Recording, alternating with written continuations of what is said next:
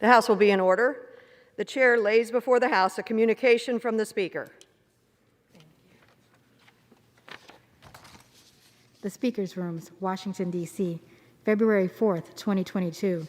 I hereby appoint the Honorable Madeleine Dean to act as Speaker pro tempore on this day. Signed, Nancy Pelosi, Speaker of the House of Representatives. The prayer will be offered by Chaplain Kibben. Would you pray with me? Spirit of the living God, breathe your grace and love into the business and the busyness of this day. Make us aware of our breath, that we would inhale the refreshment of your peace, a peace we do not always and perhaps cannot fully understand. Help us to exhale stress, all the thoughts, nuisances, concerns that overwhelm, terrify, or inhibit our ability to see that you abide with us even still. May we breathe in your goodness, allowing it to penetrate the hardness of our hearts and the reluctance of our spirits to live kindly and gently with the people with whom we serve. Then help us to breathe out our anxiety and aggravations caused by the differences that divide us and the troubles of the world around us. Enable us to inhale your wisdom and exhale our pride, to take in your encouragement and to push out despair. Holy God, we invite you into our hearts and minds this day, that you would refresh us with the clarity and understanding only you provide. Breathe on us, breath of God. Fill us with life anew. We pray this in the life-giving strength of your holy name. Amen. Amen. Pursuant to Section 11A of House Resolution 188, the Journal of the Last Day's Proceedings is approved. The Pledge of Allegiance will be led by the gentleman from Arkansas, Mr. Womack. Join me in the pledge. I pledge allegiance to the flag of the United States of America and to the republic for which it stands, one nation, under God, indivisible, with liberty and justice for all. The chair will entertain up to 5 requests for 1-minute speeches on each side of the aisle. For what purpose does the gentleman from Oregon seek recognition? Oh, he's up there. To address the House, revise and extend my remarks for 1 minute. Without objection, the gentleman is recognized for 1 minute. Thank you, Madam Speaker. I rise today in support of the America Competes Act of 2022. This comprehensive bill tackles the challenges everyday Oregonians face right now with the supply chain and consequent rise in consumer prices. It's a huge investment in our competitiveness on the global stage for the 21st century. It invests $45 billion to strengthen and improve our supply chains while incentivizing manufacturing of critical security goods that should be made right here in the United States. As the pandemic has shown us, active ingredients of life-saving pharmaceuticals and PPE gear should not all be made overseas. I'm also glad leadership included the $52 billion in Emergency CHIPS Act funding, a priority for my Problem Solvers Caucus in the state of Oregon. Without this federal investment, our semiconductor problems would only grow worse. We'll continue to see critical shortages, hindering a wide range of industries in my district and across the nation. Passage here will strengthen our domestic supply and lead to good-paying jobs for our citizens and companies as they move to expand and set up our domestic manufacturing facilities. This bill contains bipartisan proposals to keep us innovating and creating in critical industries and make sure that the United States is not at the mercy of a tenuous international supply chain. And I yield back. For what purpose does the gentleman from Pennsylvania seek recognition? To request unanimous consent to address the House for 1 minute. Without objection, the gentleman is recognized for 1 minute. Madam Speaker, today we recognize Corrections Officer and Local 148 Union President Andy Klein, who is retiring after 25 years of service at USP Lewisburg and FCC Allenwood. In Congress, it's been my pleasure to work with Andy on issues related to the Bureau of Prisons. His insight has been vital for our team in creating the Bureau of Prisons Reform Caucus and working on legislation to improve staffing shortages, inmate security, and emergency preparedness. In addition to his career with the Bureau of Prisons, Andy served in the Army Reserves for 8 years and is heavily involved in helping others in his community. Andy is a Pennsylvania native and a dedicated servant who always puts others before himself. While his retirement is well-deserved, Andy's impact and leadership at the BOP will be missed. Andy, thank you for your sacrifices you have made to keep us and our community safe.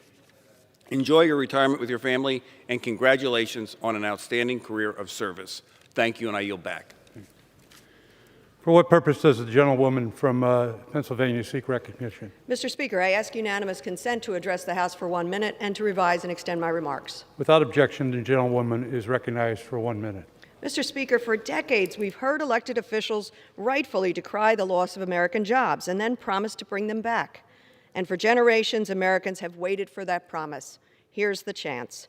Since January 2000, the United States has lost over a quarter of all domestic manufacturing jobs. That means a decline of more than 4.7 million jobs in just 2 decades. Real people have paid the consequences. I've seen it in my own district, suburban Philadelphia, in places like Pottstown, Boyerstown, Norristown, that have lost manufacturing jobs and opportunities. The America Competes Act is a chance to revitalize these and other communities, as well as to strengthen our national security. Here are some highlights. $52 billion to maintain and expand our production of semiconductor chips right here at home, which run our cars, phones, computers, healthcare system. $45 billion to improve our supply chains, with a special focus on producing more of our critical goods here. And investments in scientific research and innovation, so that we not only are only in this century, but we are globally leading it. This bipartisan legislation should be an easy yes for everyone in this chamber and in the Senate to pass. The Competes Act is not a political win, it is a win for America. I yield back. For what purpose does the gentleman from Arkansas wish to seek recognition? Mr. Speaker, I seek unanimous consent to address the House for 1 minute. Without objection, the gentleman from Arkansas is recognized for 1 minute. Mr. Speaker, I rise today to remember the remarkable life of an honorable patriot, the late Louis Boughton of Rogers, Arkansas. She died recently at the age of 102. Most know her lovingly as the Coast Guard Lady, but that nickname didn't just stem from 20 years as a member of the U.S. Coast Guard Auxiliary Flotilla on Beaver Lake in Arkansas. During World War II, she enlisted in the U.S. Coast Guard Women's Reserve, where she acted as a radio operator. She was discharged in 1945 from the SPARS. That's the acronym reflecting the Coast Guard's motto, Semper Paratus, always ready. However, her passion for service never left. Lois made it a point to visit with wounded and recovering military members, always taking particular care to find her fellow Coasties. This was just the start of her mission to uplift others. She tirelessly wrote over 100,000 handwritten letters to greet and encourage personnel.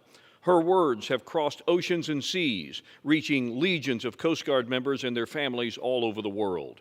Her dedication earned her the rank of Honorary Master Chief Petty Officer, Department of Defense Spirit of Hope Award, the U.S. Coast Guard Distinguished Public Service Award, and more. But she always maintained that her greatest accomplishment was the joy she helped spread. I want the nation to know of this extraordinary American. Fair winds and following seas to the beloved Coast Guard Lady from Arkansas. And I yield back. For what purpose does the gentlewoman from Illinois seek recognition? Madam Speaker, I ask unanimous consent to address the House for 1 minute and to revise and extend my remarks. Without objection, the gentlewoman is recognized for 1 minute. Madam Speaker, I rise today to celebrate how the America Competes Act will empower manufacturing workers and small businesses on Chicago's southwest side and suburbs. For too long, America's supply chain has relied on countries like China to bring us critical goods and services. And who has suffered? Of course, it is not the CEOs that ship jobs overseas. It's America's factory workers, small businesses, and local manufacturers. This bill is for them, and that is exactly why I have introduced amendments to this bill to boost American jobs and strengthen the supply chain with new workforce development programs. Let's support American workers, invest in American businesses, and let's create millions of American jobs. By passing the America Competes Act, we'll do just that. Thank you, and I yield back. For what purpose does the gentlewoman from Iowa seek recognition? I ask unanimous consent to address the House for 1 minute and revise and extend my remarks. Without objection, the gentlewoman is recognized for 1 minute. Thank you, Madam Speaker. I rise today to honor the life of a man who dedicated his life to serving my hometown. On January 9, 2022, Ron Brickey of Ottumwa passed away.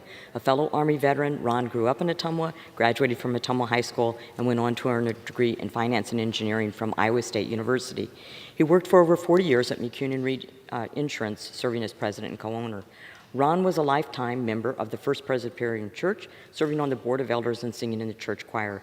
He's also a former president and longtime member of the Rotary Club of Ottumwa, served on the board of American Home Finding Association, was a member of the Ottumwa Chamber of Commerce, received the Gene Schultz Award for Community Service, served on the Ottumwa Area Development Council, and was president of Ottumwa Regional Health Center Board. He cooked countless chickens for the Ottumwa Rotary Oktoberfest barbecue, raised thousands from the Recurry Cancer Center and the Bridgeview Convention Center. Ron worked tirelessly to leave the world a better place than he found it, and he was successful. Ron's wife, Janet, his 2 children, and 7 grandchildren are in my prayers. Thank you, Madam Speaker. I yield back. For what purpose does the gentlewoman from Texas seek recognition? Madam Speaker, I ask for unanimous consent to address the House for 1 minute and to revise and extend my remarks. Without objection, the gentlewoman is recognized for 1 minute. Thank you, Madam Speaker. I rise today to celebrate the life of Ceola Spate. Elta Ceola Brennan Spate was born on June 8, 1928, and was reunited in heaven with her husband of 63 years, Joseph, on January 24, 2022. As a member of the United Food and Commercial Workers Local 455, Ceola was appointed as a volunteer and programs director at the Harris County AFL-CIO in 1968. She would go on to give 40 years of dedicated service to the labor movement in Houston and in Texas. Ceola will be remembered by many as a strong Democratic woman that fought for what she believed in, who always saw what was wrong and tried to make it right. I will remember her as a hard worker whose hard work was really infectious. She simply did not sit by. You simply could not sit by when Ceola was around. She guided, she pushed, she advised, she poked, she served as a role model for all of us. Our thoughts are with Ceola's family and the countless friends and allies whose lives she touched with her time and her generosity on this earth. Rest easy, dear friend. You will be missed. With that, Madam Speaker, I yield back. For what purpose does the gentleman from Georgia seek recognition? Ask unanimous consent to address the House for 1 minute and to revise and extend my remarks. Without objection, the gentleman is recognized for 1 minute. Madam Speaker, I rise today in honor of a life spent in service and love for others, Patsy Bennett of Jessup, Georgia. If you got married in Southeast Georgia in the 60s to the late 80s, you probably had the pleasure of working with Patsy Bennett. Patsy was special to many people in her community because she was dedicated to making their special day unforgettable. Patsy made it her mission to ensure every bride had whatever dress she wanted, and if she didn't have it on hand, she would craft it herself. At her bridal store, one could pick out their own flowers, have bridesmaids' luncheons, rehearsal dinners, and even hold their wedding ceremony in Patsy's big room. Patsy left a beautiful mark on everything she created, be that a wedding, a bridal shower, or a relationship she developed with the women she served. Her service to our community's women and families truly was not only remarkable, but fun to watch in the form of beautiful ceremonies.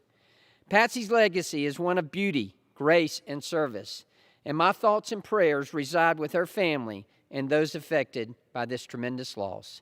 Thank you, Madam Speaker, and I yield back. For what purpose does the gentleman from Arizona seek recognition? I rise today to ask unanimous consent to address the House and revise and extend my remarks. Without objection, the gentleman is recognized for 1 minute. Thank you, Madam Speaker. I rise today to voice my support for the American Competes Act, for which my amendment to this legislation was adopted. This legislative package will make new investments in research, innovation, and American manufacturing. It will ensure that the United States can outcompete any nation in the world for the coming decades. Importantly, our bill will address issues with our supply chain and higher prices for families at the grocery store and the gas pump. Even small price increases make a painful dent in rural and tribal families in our district. That's why I introduced the amendment to the legislation that I will ensure these rural and tribal families, like so many of Arizona's first district, are not overlooked.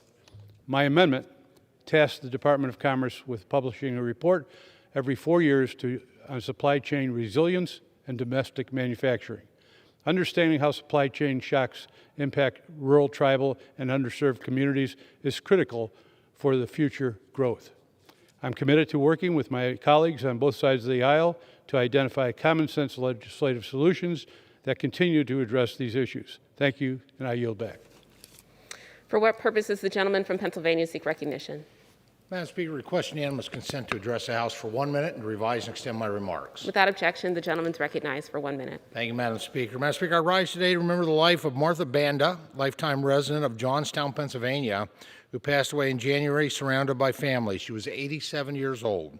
One of her biggest accomplishments was serving the Johnstown community as the first Democratic woman to be elected to the Johnstown City Council.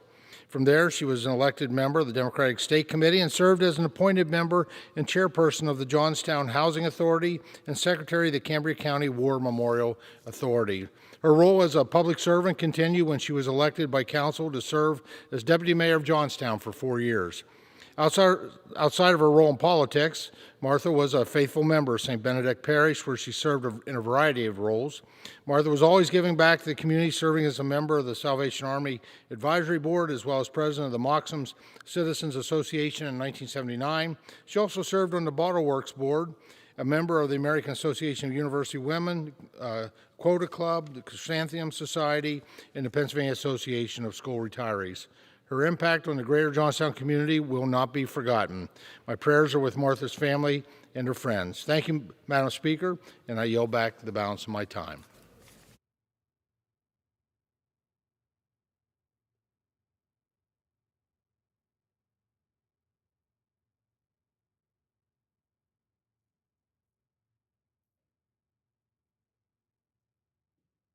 Pursuant to Clause 1C of Rule 19, further consideration of H.R. 4521 will now resume. The clerk will report the title. Union Calendar Number 170, H.R. 4521, a bill to provide for a coordinated federal research initiative to ensure continued United States leadership in engineering biology. It is now in order to consider amendment number 239, printed in Part D of House Report 117-241. For what purpose does the gentlewoman from California seek recognition? Ms. Chairwoman, I have an amendment at the desk. The clerk will designate the amendment. Amendment number 239, printed in Part D of House Report number 117-241, offered by Mrs. Steele of California. Pursuant to House Resolution 900, the gentlewoman from California, Ms. Steele, and a member opposed will each control 5 minutes. The chair recognizes the gentlewoman from California. Thank you, Ms. Chairwoman. I yield myself 2 minutes. China has avoided accountability for their unfair trade practices, gross human rights violations, and environmental abuse for too long. My amendment would require the Chinese Communist Party to match emission cutting targets established by the United States. China accounts for 28% of global greenhouse gas emissions, more than any other country in the world. This amendment takes necessary steps to hold China accountable for their pollution. It is time they are held to the same standards as any other developed country. They shouldn't get a free pass. We cannot allow China to walk all over us. I also want to address what was said by my colleagues on the other side of the aisle about criticism of this bill. 2 days ago, Democrats suggested that criticism of this legislation is Asian bashing and xenophobic. What a nonsense. Let me be clear. I'll never back down from calling out CCP for their transparency and be responsible. We should all be on the side of free speech, democracy, and human rights. Ms. Chairwoman, that I reserve. The gentlelady from California reserves. For what purpose does the gentleman from Texas seek recognition? Madam Speaker, I stand today to oppose Representative Steele's amendment, which distorts The how gentleman's global... recognized for 5 minutes. Thank you. The amendment, we share a lot of the same concerns about China. In fact, its human rights record, unfair competition, its aggression in the South China Sea, for example, its troublesome Belt and Road Initiative. However, this amendment misstates how global climate negotiations work. The United Nations climate negotiations are designed to have countries submit their own nationally determined climate mitigation goals. And they're designed this way to ensure that no one can tell America, no one can tell the United States what our climate policies should be. And I would think that my Republican colleagues would understand and support that. We should be doing everything we can to pressure each country, particularly China, which is the world's largest emitter of greenhouse gases, as the representative mentioned, to upgrade its commitments and commit to more ambitious national determined contributions. The Biden administration and the Special Presidential Envoy for Climate Change, Secretary John Kerry, have been clear that the People's Republic of China must make stronger commitments to cutting its carbon emissions. The government of China has said that they are targeting carbon neutrality before 2060. Well, that's clearly too late. The world needs to reach net zero by 2050 at the latest, and I completely agree that the United States must put pressure on China to reach net zero at a faster pace, but arbitrarily tying it to our timeline isn't the way to do that. I reserve. The gentleman reserves. The gentlewoman from California is recognized. Ms. Chairwoman, I yield 1 minute to the gentlewoman from Iowa. The gentlewoman from Iowa is recognized for 1 minute. Thank you, Madam Speaker, and I would like to thank my good friend, Congresswoman Steele, for offering her common sense amendment. China is the world's leading producer of carbon emissions. For years, China has been one of the largest emitters of carbon dioxide in the world. In 2019, China emitted 10.1 billion metric tons of carbon dioxide, almost twice as much as the U.S., representing nearly 28% of global emissions. For years, the U.S. has set ambitious goals to cut down our carbon emissions. Meanwhile, China has stated that their annual CO2 emissions are expected to continue to grow and will not peak until 2030. The Steele Amendment would make it the official policy of the U.S. to require the Chinese Communist Party to match emission-cutting standards established by the U.S. This amendment is so simple and easy to support, I cannot think of a reason it would be opposed. The Chinese Communist Party has showed us countless times that we cannot trust them on their word alone. We need formal commitments from Beijing, and action must be taken. Thank you, Madam Speaker. I yield back my time to the gentlelady from California. I reserve. The gentlewoman from California reserves. The gentleman from Texas is recognized. Reserve. The gentleman from Texas reserves. The gentlewoman from California is recognized. Mr. Chairwoman, I yield 1 minute to gentleman from Ohio. The gentleman from Ohio is recognized for 1 minute. Thank you, Madam Speaker. I rise in support of the amendment offered by Representative Steele. This amendment is simple. It demands that China, the world's worst producer of greenhouse gas emissions, meet the same emission standards that are imposed on the United States. CO2 emissions in the United States have steadily declined since 2010 and drastically decreased during the pandemic. In 2020, China somehow managed to increase their emissions. Meanwhile, nearly every other country reduced theirs. If my colleagues on the other side of the aisle want to be serious about the climate, let's start by creating a level playing field for U.S. businesses to compete and require the world's largest polluter, China, to step up to the plate. Thank you. I yield back, Madam Speaker. I reserve. The gentlewoman from California reserves. The gentleman from Texas is recognized. Thank you, Madam Speaker. Again, we agree that the United States should do everything possible to put pressure on China to reduce emissions and to combat climate change. However, this is a bad way to do it. We can treat the climate challenge as an opportunity for America to shine, to rise to the occasion and show the world that they can rely on us, and that includes pressuring other nations to also combat climate change. Whether my colleagues across the aisle acknowledge it or not, the world is transitioning to renewable energy and electric vehicles. The choice we face is whether our nation leads in this century as we did in the last, or whether we allow others to lead instead.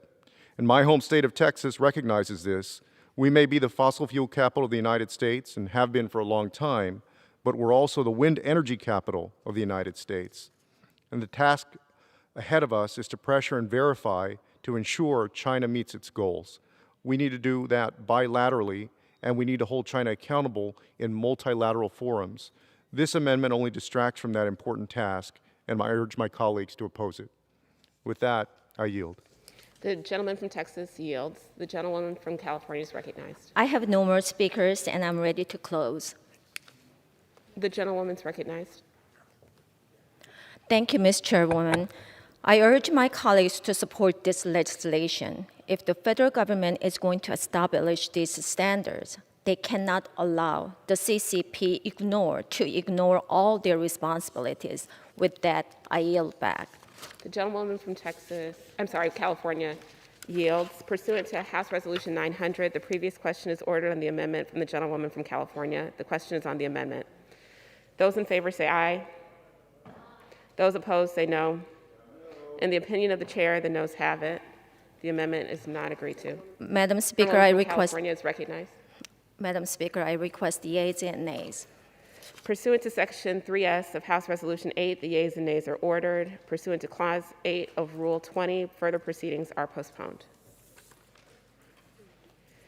It is now in order to consider Amendment Number 260, printed in Part D of House Report 117-241. For what purpose does the gentleman from Michigan seek recognition? Madam Chair, I have an amendment at the desk. The clerk will designate the amendment. Amendment number 260, printed in Part D of House Report number 117-241, offered by Mr. Levin of Michigan. Pursuant to House Resolution 900, the gentleman from Michigan, Mr. Levin, and a member opposed will each control 5 minutes. The chair recognizes the gentleman from Michigan. Thank you, Madam Speaker. I'd like to begin by thanking Chair Eddie Bernice Johnson for her leadership on H.R. 4521, the America Competes Act, and the many chairs across the House for their work to bring this bill to the floor. Our economy is only as strong as the next generation of American workers.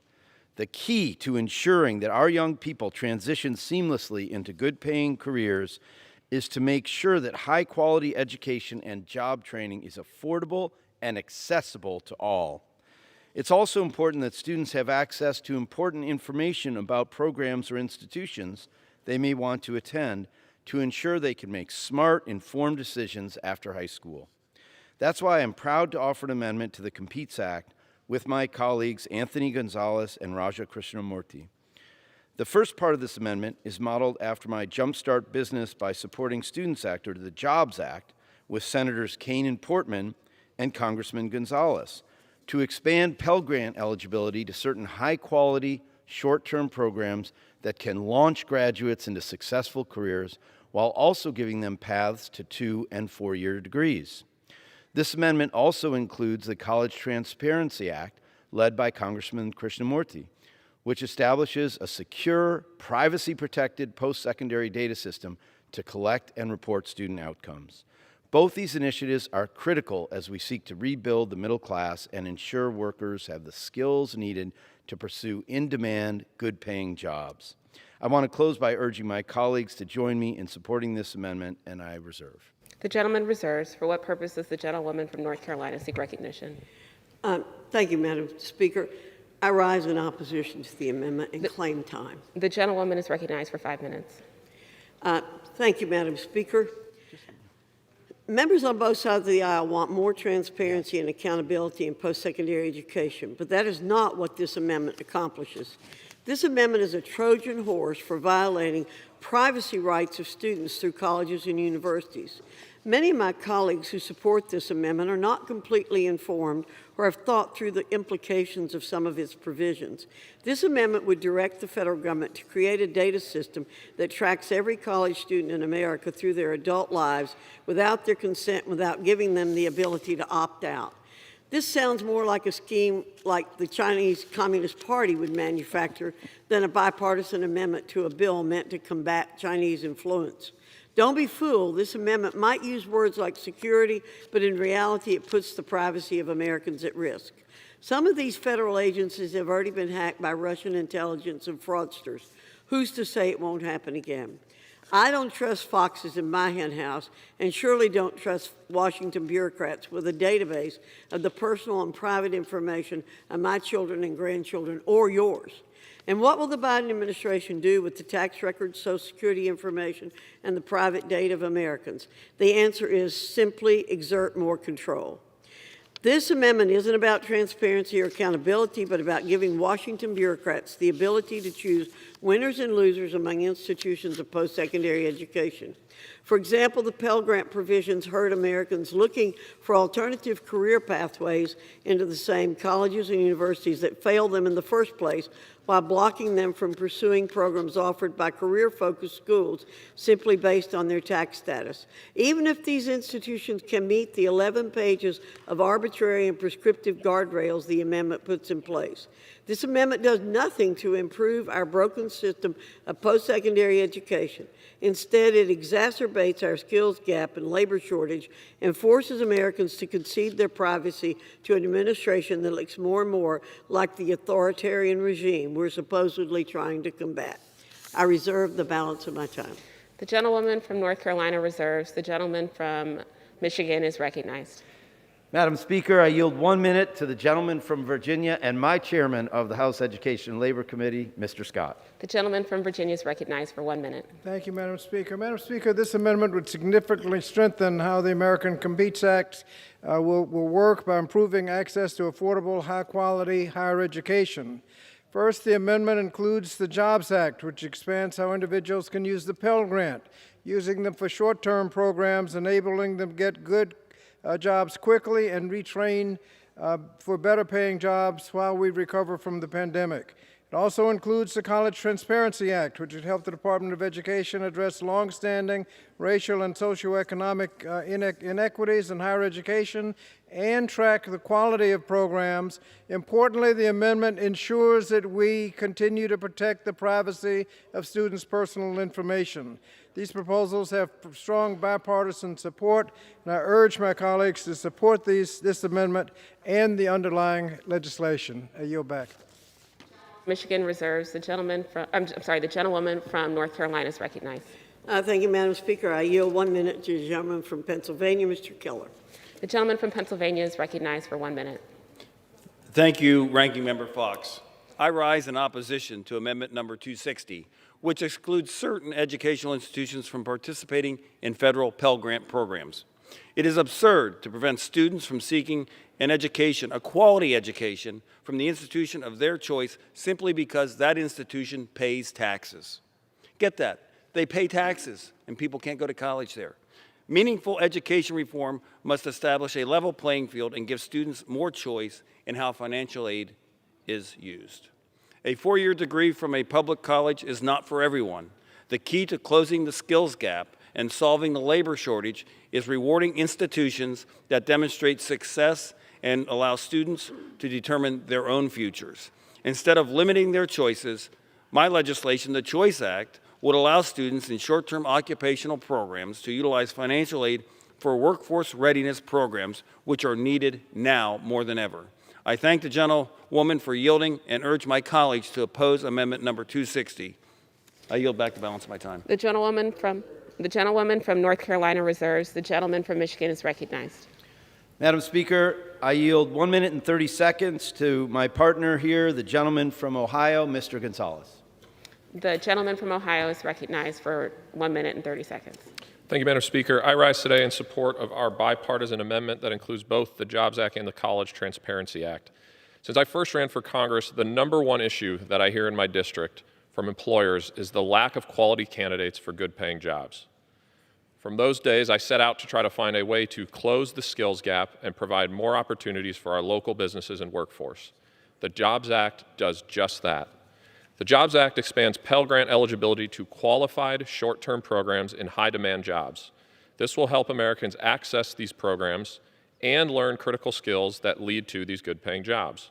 This will be a collaborative process with our states working with local employers and community college to make sure that only quality programs that lead to wage increases qualify to make sure that Americans can find jobs after completion of these programs.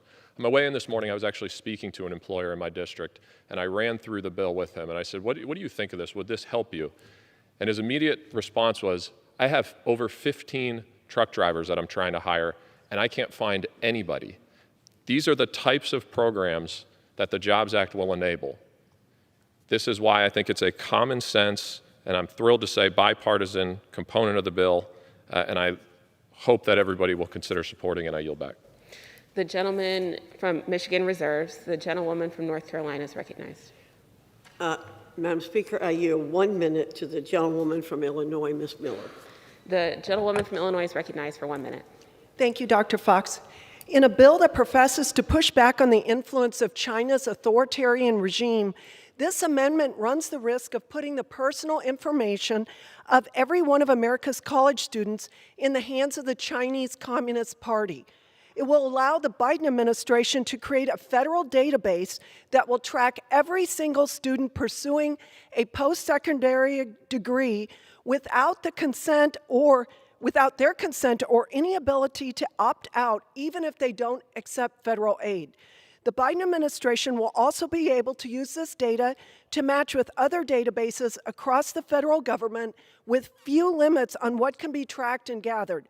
While the bill claims the data will be secure, once the data comes from the federal government, there are no guarantees information will not fall into the hands of criminals or our adversaries. I urge a no vote on this federal database amendment. Thank you, and I yield back. The gentlewoman from North Carolina reserves. The gentleman from Michigan is recognized. Madam Speaker, I yield 1 minute to the gentleman from Illinois, Mr. Krishnamurti. The gentleman from Illinois is recognized for 1 minute. Madam Speaker, I rise today in support of Amendment 260 and in support of the American Competes Act. My Amendment 260 contains the Bipartisan College Transparency Act, which creates an extremely secure, privacy-protected system to finally allow students to shop for college and other post-secondary educational opportunities like community college and trade and technical schools. Today, unfortunately, the system is shrouded in darkness. There's no transparency and people can't shop. When students have access to transparent data, they can shop and make informed decisions, avoiding excess debt and realizing their full potential. My colleague and dear friend, Dr. Fox, says that this data will be tracked for their adults through a person's lifetime. That's wrong. She also says that the Biden administration is going to treat this data like the Chinese Communist Party. That's wrong. The choice is clear. Either choose transparency and allow parents and families to finally shop for college, or keep the status quo, which nobody likes. This bill is supported by everyone from the American Federation of Teachers to the U.S. Chamber of Commerce. I urge support. The gentleman from Michigan's time has expired. The gentlewoman from North Carolina is recognized. So the gentleman's time has expired. Is expired. Okay. Well, thank you, Madam Speaker. Madam Speaker, giving the same administration that weaponized the federal government against concerned parents the power to collect sensitive information about all college students, whether they accept financial aid or not, is unacceptable. I'm not surprised that Democrats are trying to use this amendment to overhaul post-secondary education without holding a single legislative hearing or markup. Democrats have a track record of bypassing the legislative process when it suits their ends. We must resist the Democrats' egregious power grab. This, Madam Speaker, is a moral issue. I strongly encourage my colleagues to vote no on the 11th Amendment, and I yield back. Pursuant to House Resolution 900, the previous question is ordered on the amendment offered by the gentleman from Michigan. The question is on the amendment. Those in favor say aye. Those opposed say no. In the opinion of the chair, the ayes have it. The amendment is agreed to. Speaker? The gentlewoman from North Carolina is recognized. On that, I request a recorded vote. Pursuant to Section 3S of House Resolution 8, the yeas and nays are ordered. Pursuant to Clause 8 of Rule 20, further proceedings are postponed.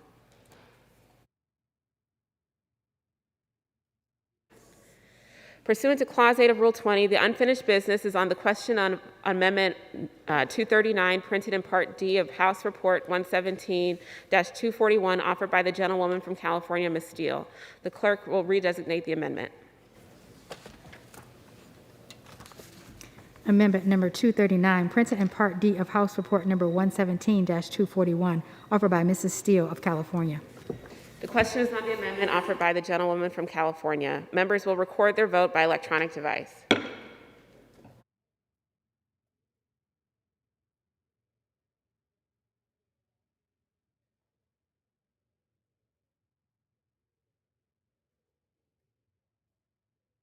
Does the gentlewoman from California rise? Madam Speaker, as the member designated by Ms. Kim of California pursuant to House Resolution 8, I inform the House that Ms. Kim will vote yes on Steele Amendment 239.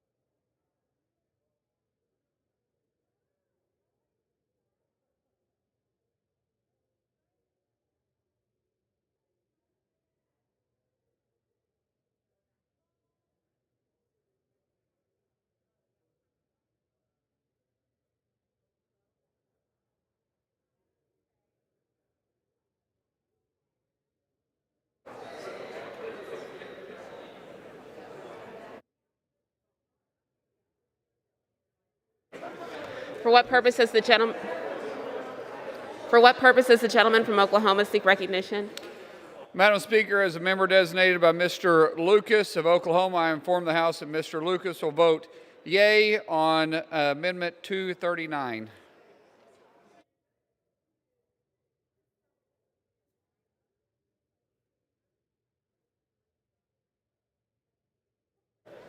For what purpose does the gentleman from California seek recognition? Madam Speaker, as member designated by the following members: Grace Napolitano of California, Raul Ruiz of California, Henry Cuellar of Texas, Lucille Roybal Allard of California, Sarah Jacobs of California, and Peter Aguilar of California. I inform the House that these members will vote no on the Steele Amendment. For what purpose does the gentleman from Texas seek recognition? Speaker, as a member designated by Mr. Louis Gohmert of the great state of Texas, I inform the House that Mr. Gohmert will vote yea on Amendment 239. What purpose does the gentleman from Pennsylvania seek recognition? Madam Speaker, as a member designated by these people, I'm going to read off Mr. Lawson of Florida, Mr. Dory of Pennsylvania, Mr. Harford of Nevada. They vote no on the Steele Amendment.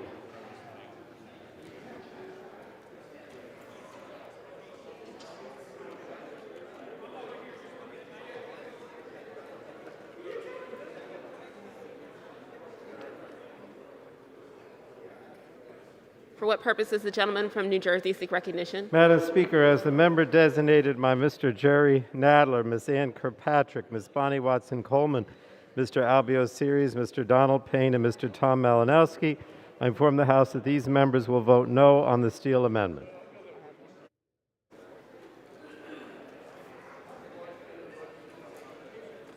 For what purpose does the gentlewoman from Illinois seek recognition? As the member designated by Ms. Nikema Williams of Georgia, I inform the House that this member will vote no on the Steele Amendment. This guy. For what purpose does the gentleman from North Carolina seek recognition?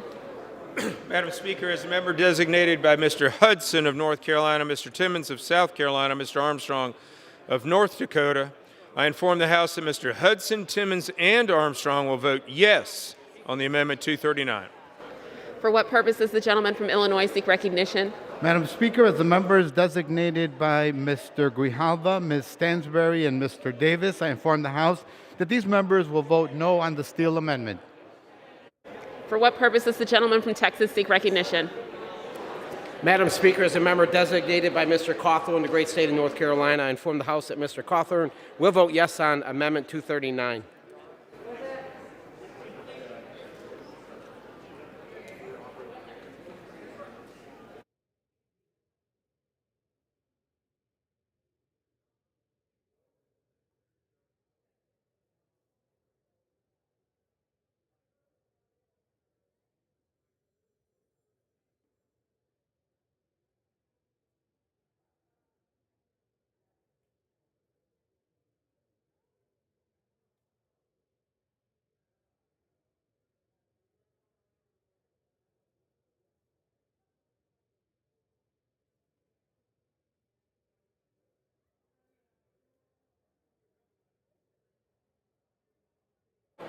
Hi, for what purpose does the gentleman from Washington seek recognition?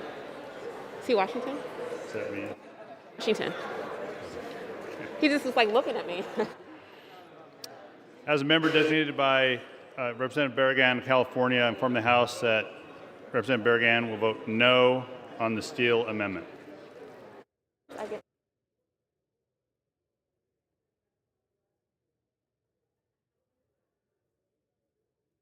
Purpose does the gentlewoman from Illinois seek recognition? As the member designated by Ms. Clark of New York, I inform the House that Ms. Clark will vote no on the Steele Amendment. What purpose does the gentleman from Rhode Island seek recognition? Madam Speaker, as the member designated by Ms. Wilson of Florida, the only place where crocodiles and alligators live together in the wild, I inform the House that Ms. Wilson will vote no on the Steele Amendment. As a member designated by Mr. Keating of Massachusetts, home to the first public beach. Revere Beach opened in 1896. I inform the House that Mr. Keating will vote no on the Steele Amendment.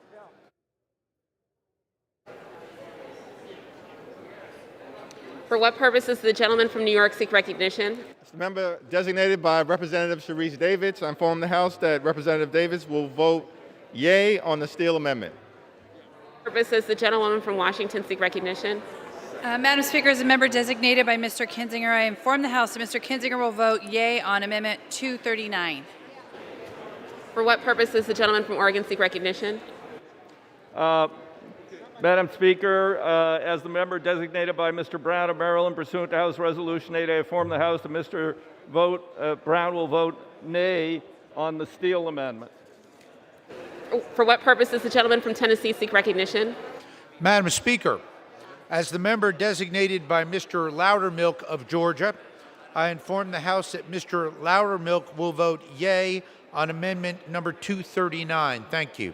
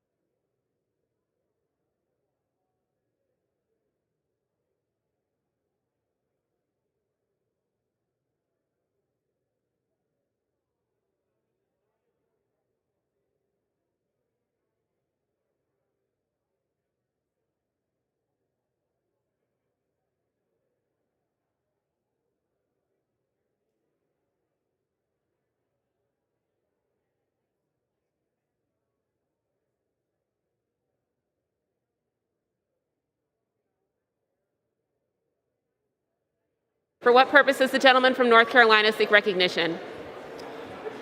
Madam Speaker, as a member designated by Mr. LaMalfa, I inform the House that Mr. LaMalfa will vote yea on Amendment 239.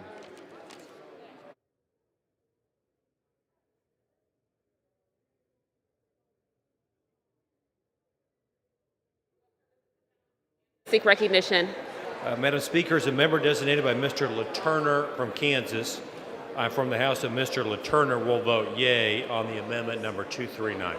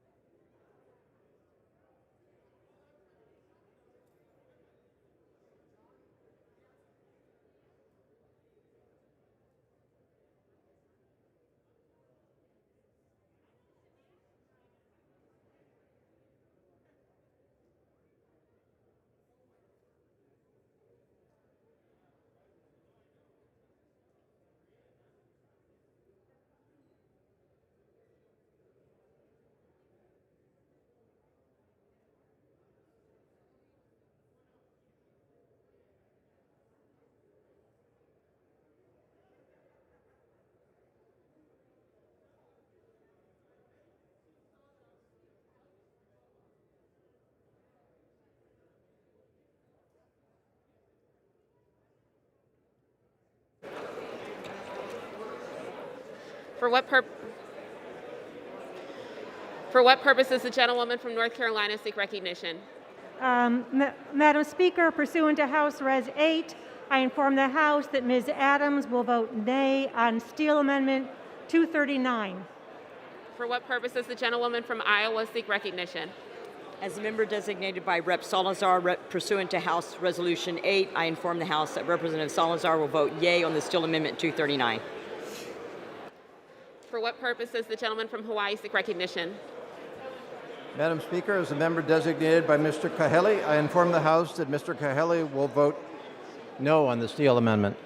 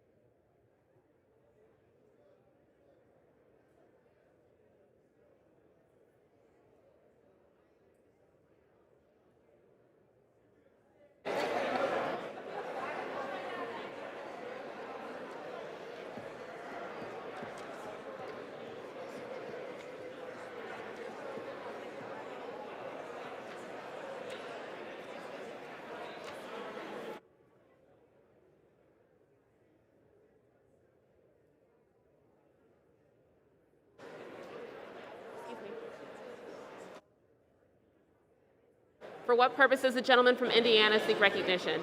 Madam Speaker, as the member designated by Mr. Baird of Indiana, I inform the House that Mr. Baird will vote yea on amendment number 239. Purpose does the gentleman from New York seek recognition? Madam Speaker, as member designated by Chairwoman Nydia Velázquez, Congressman Adriano Espaillat, and Congressman Richie Torres of New York, pursuant to House Resolution 8, I inform the House that Ms. Velázquez, Mr. Espaillat, and Mr. Torres of New York will vote no on the Steele Amendment number 239. Purpose does the gentleman from Indiana seek recognition? Madam Speaker, as a member designated by Ms. Walorski of Indiana, I inform the House that Ms. Walorski will vote yes on Amendment 239. For what purpose does the gentlewoman from New York seek recognition? Madam Speaker, as the member designated by Mr. Schneider of Illinois and Mr. Deutsch of Florida, I inform the House that these members will vote no on the Steele Amendment. For what purpose does the gentlewoman from Ohio seek recognition? Madam Speaker, as the member designated by Mr. Rush of Illinois and Mr. Ryan of Ohio, I inform the House that these members will vote no on the Steele Amendment. Thank you.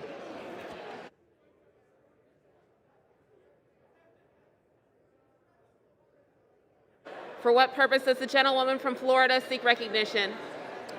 Madam Speaker, as the member designated by Ms. Carolyn Maloney of New York, I inform the House that Ms. Maloney will vote nay on the Steele Amendment. And Madam Speaker, as the member designated by Mr. Christ of Florida, I inform the House that Mr. Christ will vote yea on the Steele Amendment.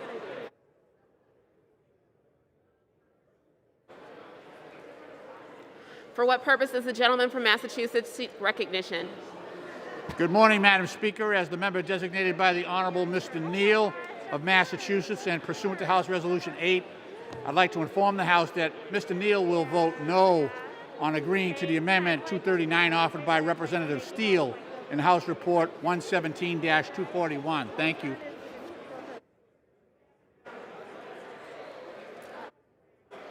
For what purpose does the gentleman from Alabama seek recognition? Madam Speaker, as a member designated by Mr. Brooks of Alabama, I inform the House that Mr. Brooks will vote yes on Amendment 239. For what purpose does the gentlewoman from New Hampshire seek recognition? Madam Speaker, as the member designated by Representatives Axney, Brownlee, Frankel, Meng, and Pingree, I inform the House that these members will vote no on the Steele Amendment. For what purpose does the gentlewoman from West Virginia seek recognition? Good morning, Madam Speaker. As the member designated by Mr. Reed of New York, I inform the House that Mr. Reed of New York will vote yes on Amendment 239. As the member designated by Mr. LaHood of Illinois, I inform the House that Mr. LaHood of Illinois will vote yes on Amendment 239.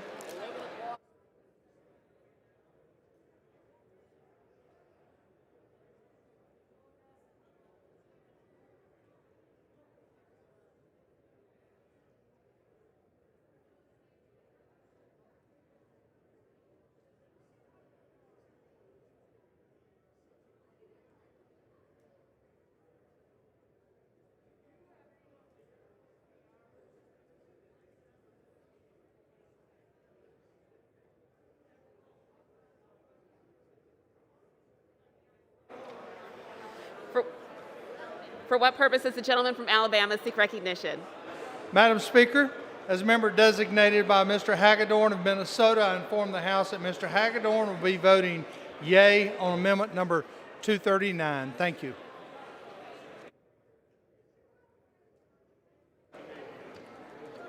For what purpose does the gentleman from Colorado seek recognition? Thank you, Madam Speaker. As a member designated by Mr. Joe Courtney, I inform the House that Joe Courtney will vote yes on the Steele Amendment.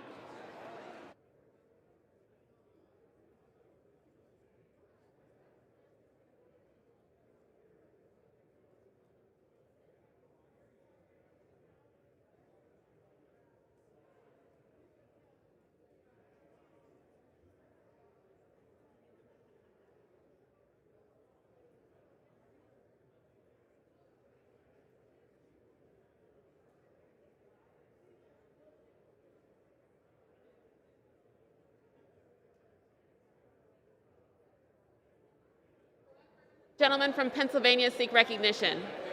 As a member designated by Dr. Van Drew of New Jersey, I inform the House that Dr. Van Drew will vote yea on amendment number 239.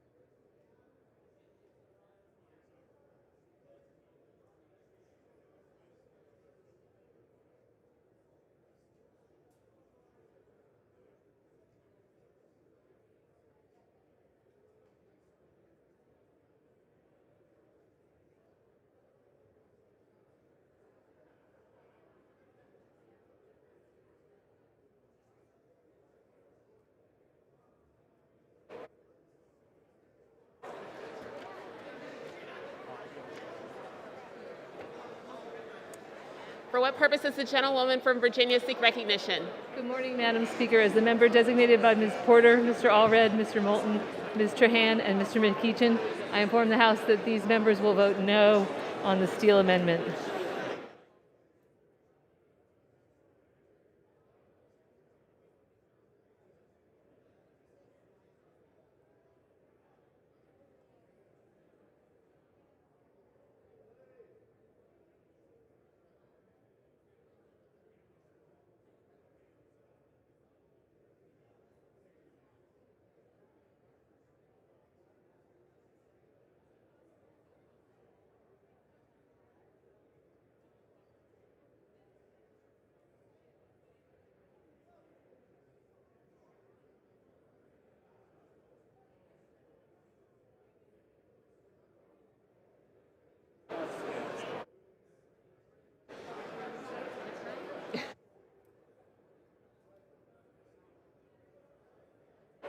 California.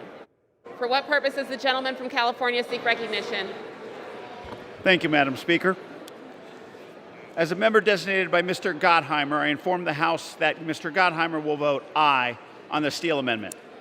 As a member designated by Mrs. Representative Speer, I inform the House that Representative Speer will vote no on the Steele Amendment.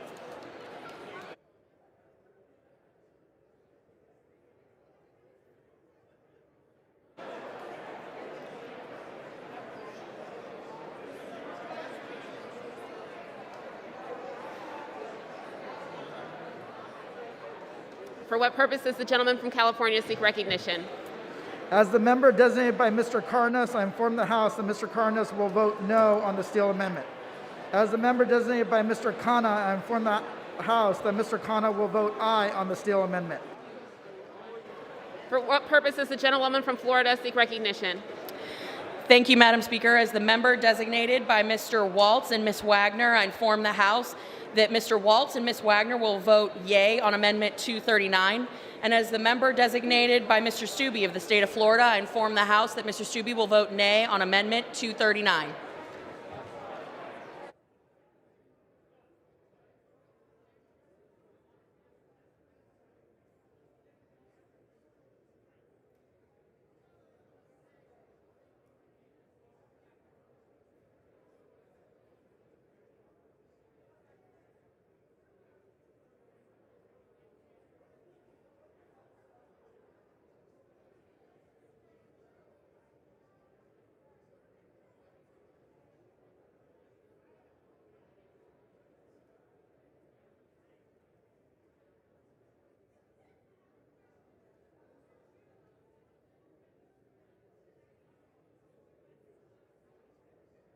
For what purpose does the gentleman from Maryland seek recognition?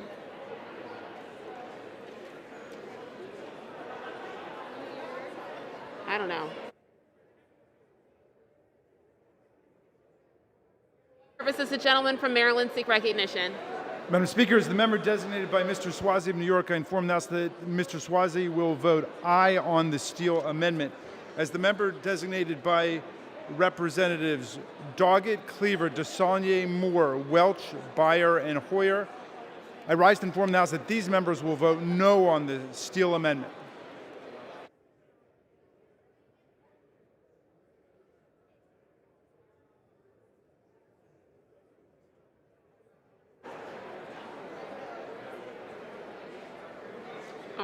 For what purpose does the gentlewoman from New York seek recognition? As the member designated by Mr. Bowman, I inform the House that Mr. Bowman will vote no on the Steele Amendment.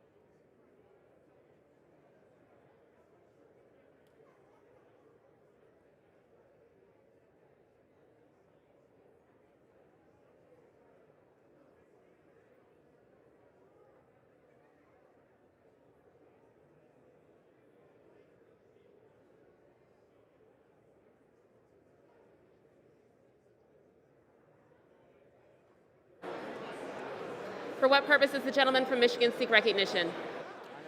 Madam Speaker, as the member designated by Mr. Stauber of Minnesota, I inform the House that Mr. Stauber will vote yea on Amendment 239.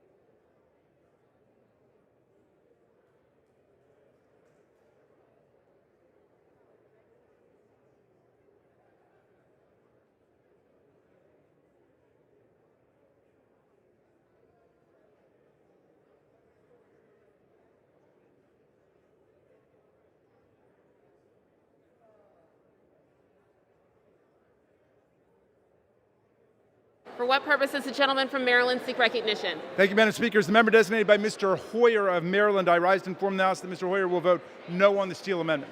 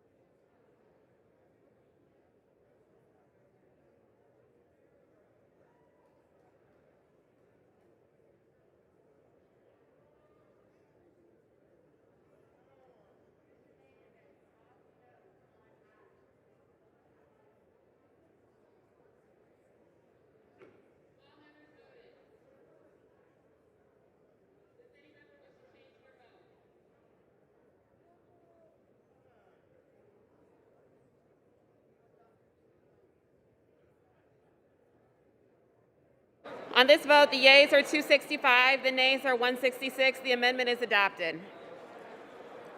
Pursuant to Clause 8 of Rule 20, the unfinished business is the question on Amendment 260, printed on Part D of House Report 117-241, offered by the gentleman from Michigan, Mr. Levin. The clerk will redesignate the amendment. Amendment number 260, printed in Part D of House Report number 117-241, offered by Mr. Levin of Michigan. The question is on the amendment offered by the gentleman from Michigan. Members will record their vote by electronic device.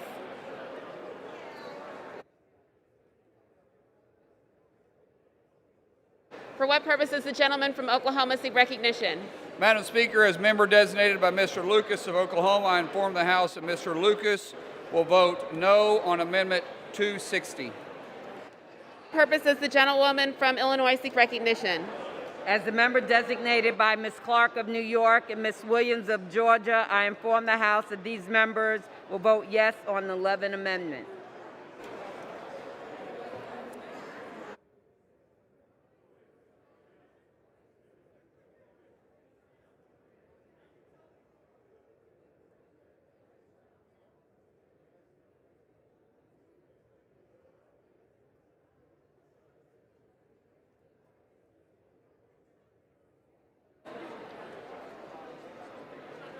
For what purpose does the gentlewoman from New Hampshire seek recognition?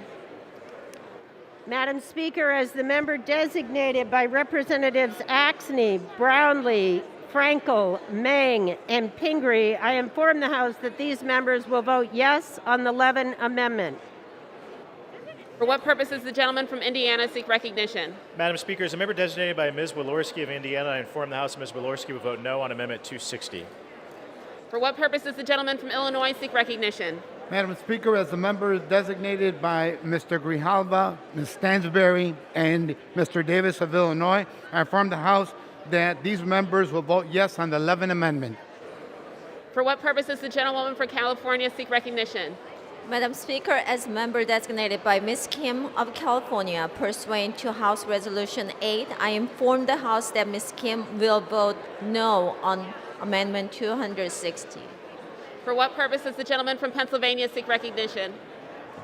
Madam Speaker, as a member designated by Mr. Lawson votes no. As a member designated by Mr. Horsford votes yes. As a member designated by Mr. Doyle votes yes. For what purpose does the gentleman from Tennessee seek recognition? Madam Speaker, as the member designated by Mr. Loudermilk of Georgia, I inform the House that Mr. Loudermilk will vote nay on Amendment number 260. Thank you. For what purpose does the gentleman from Hawaii seek recognition?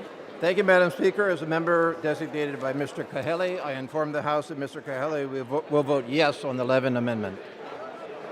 For what purpose does the gentleman from Pennsylvania seek recognition? Thank you, Madam Speaker. As a member designated by Dr. Van Drew of New Jersey, I inform the House that Dr. Van Drew will vote no on Amendment number 260. For what purpose does the gentleman from California seek recognition?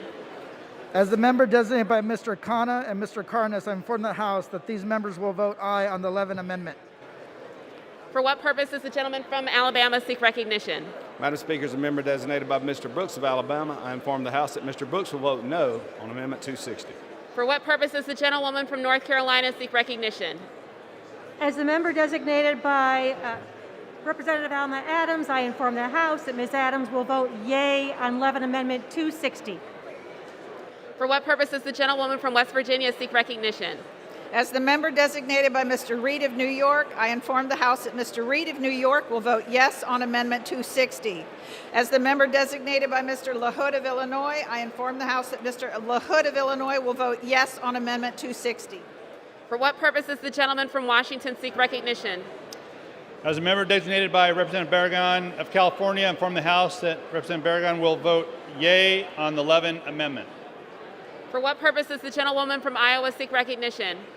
As the member designated by Representative Salazar pursuant to House Res 8, I inform the House that Representative Salazar will vote no on the Levin Amendment 260.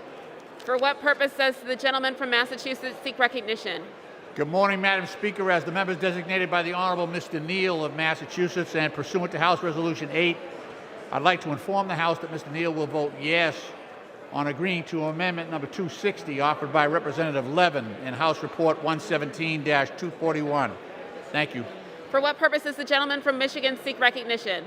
Madam Speaker, as the member designated by Mr. Stauber of Minnesota, I inform the House that Mr. Stauber will vote nay on Amendment 260. For what purpose does the gentleman from Rhode Island seek recognition? Madam Speaker, as the member designated by Mr. Keating of Massachusetts, where duels can be carried out to death on Sunday so long as the governor is present, I inform the House that Mr. Keating will vote yes on the Levin Amendment. As the member designated by Ms. Wilson of Florida, where it is illegal to sing in public in a bathing suit, I inform the House that Ms. Wilson will vote yes on the Levin Amendment. Those are good ones. For what purpose does the gentleman from Alabama seek recognition? Madam Speaker, as a member designated by Mr. Hagedorn, I inform the House that Mr. Hagedorn will be voting no on amendment number 260. For what purpose does the gentleman from Colorado seek recognition? Thanks, Madam Speaker. As a member designated by Mr. Joe Courtney of Connecticut's 2nd Congressional District, I inform the House that Mr. Courtney will vote yes on the Levin Amendment. For what purpose does the gentleman from North Carolina seek recognition? Madam Speaker, on behalf of Mr. Hudson of North Carolina, Timmons, South Carolina, Mr. Armstrong of North Dakota, I inform the House that Mr. Hudson and Timmons will vote no, and Mr. Armstrong will vote yes on Amendment 260. For what purpose does the gentleman from Maryland seek recognition?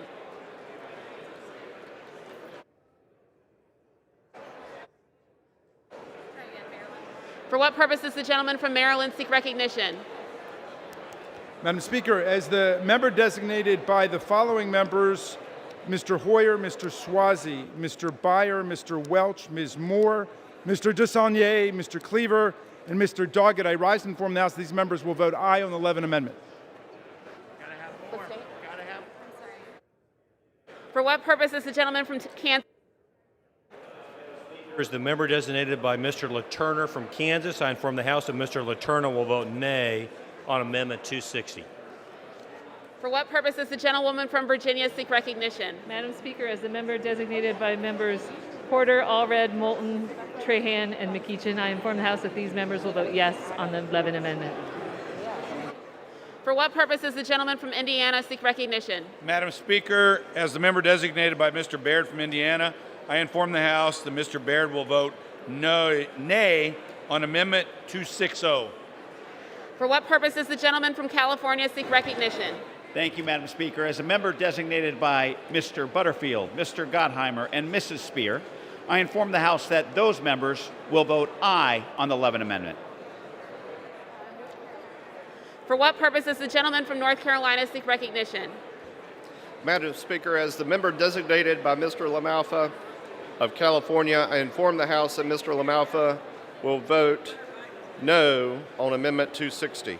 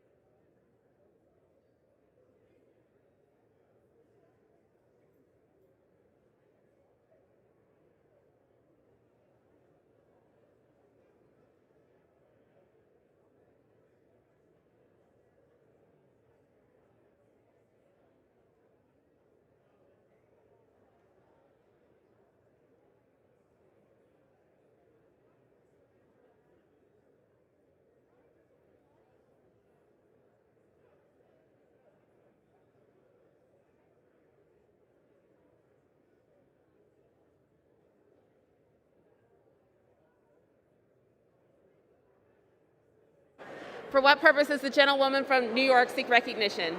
Madam Speaker, as the member designated by Mr. Deutsch of Florida and Mr. Schneider of Illinois, I inform the House that these members will vote yes on the Levin Amendment.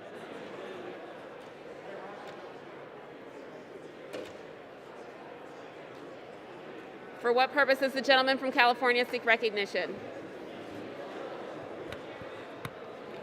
Madam Speaker, as member designated by the following members: Grace Napolitano of California, Raul Ruiz of California, Henry Cuellar of Texas, Lucille Roybal Allard of California, Sarah Jacobs of California, and Pete Aguilar.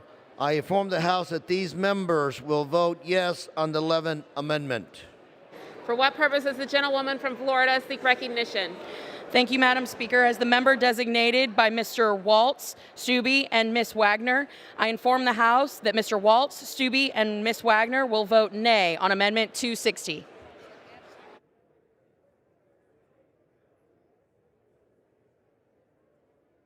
For what purpose does the gentlewoman from New York seek recognition? As the member designated by Mr. Bowman, I inform the House that Mr. Bowman will vote no on the 11th Amendment.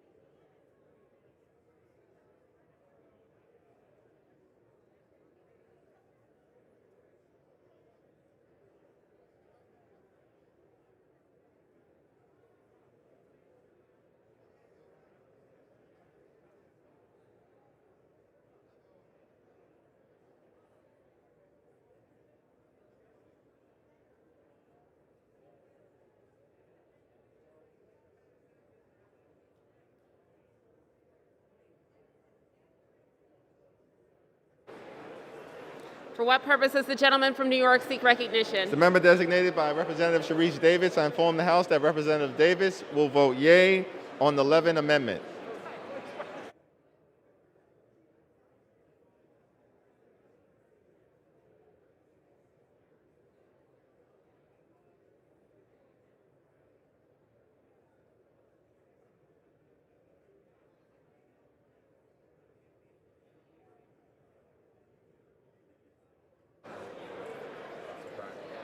For what purpose does the gentlewoman from Washington seek recognition? Madam Speaker, as a member designated by Mr. Kinzinger, I inform the House that Mr. Kinzinger will vote yes on Amendment 260.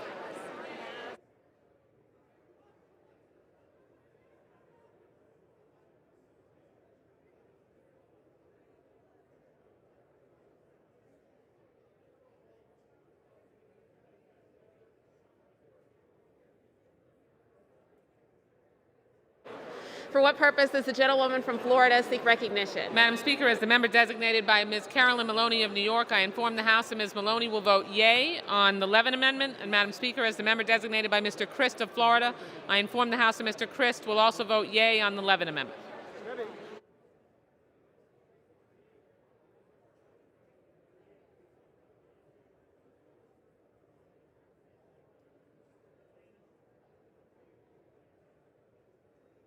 For what purpose does the gentlewoman from Ohio seek recognition?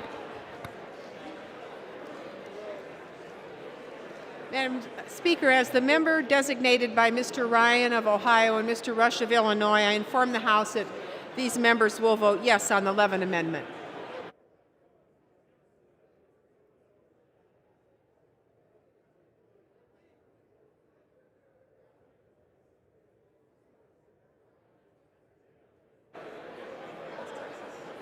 For what purpose does the gentleman from Texas seek recognition? Madam Speaker, as a member designated by Mr. Cawthorn, great state of North Carolina, I inform the House that Mr. Cawthorn will vote no on Amendment 260.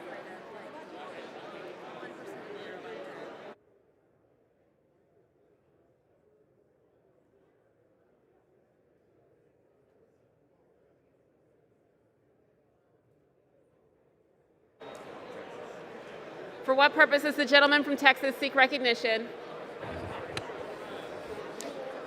Madam Speaker, as a member designated by Mr. Gohmert of the great state of Texas, I inform the House that Mr. Gohmert will vote no on Amendment 260.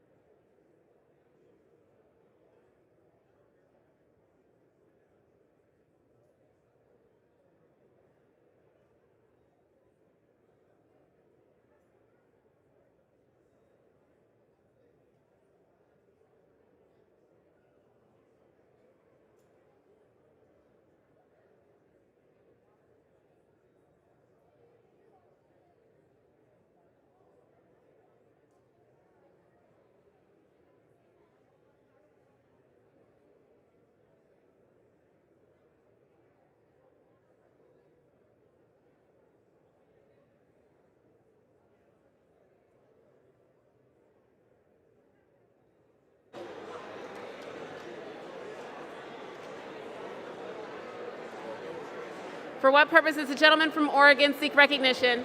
As a member designated by Mr. Brown of Maryland, pursuant to House Resolution 8, I inform the House Mr. Brown will vote yea on this amendment.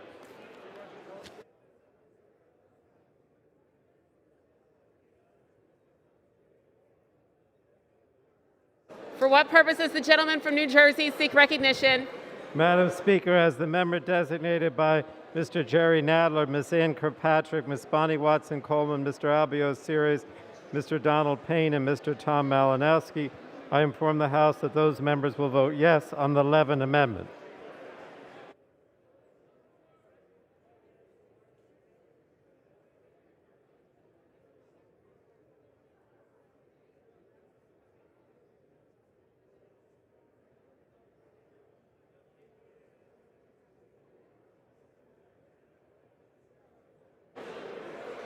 For what purpose does the gentleman from New York seek recognition? Madam Speaker, as member designated by Chairwoman Nydia Velasquez, Congressman Adriano Espaillat, and Congressman Richard Torres of New York, pursuant to House Resolution 8, I inform the House that Ms. Velasquez, Mr. Espaillat, and Mr. Torres of New York will vote yes on the Levin Amendment number 260.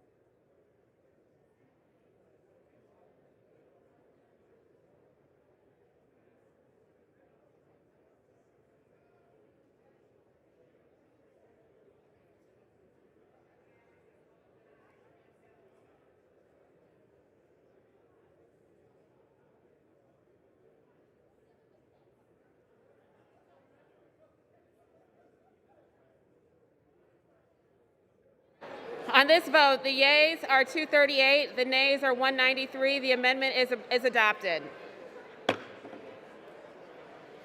The previous question is ordered on the bill as amended. The question is on engrossment and third reading of the bill. Those in favor say aye.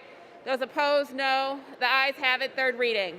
A bill to provide for a coordinated federal research initiative to ensure continued United States leadership in engineering biology. The House will be in order.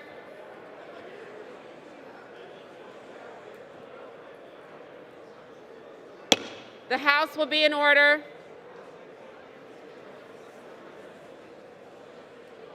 Let me do it again. One more.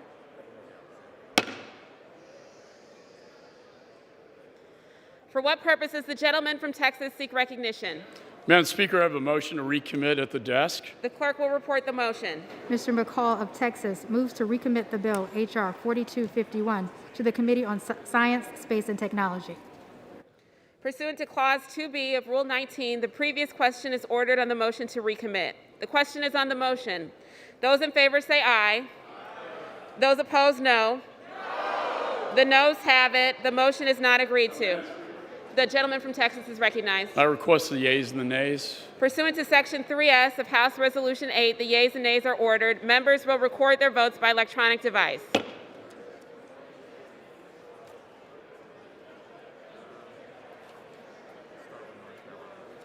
For what purpose does the gentleman from North Carolina seek recognition?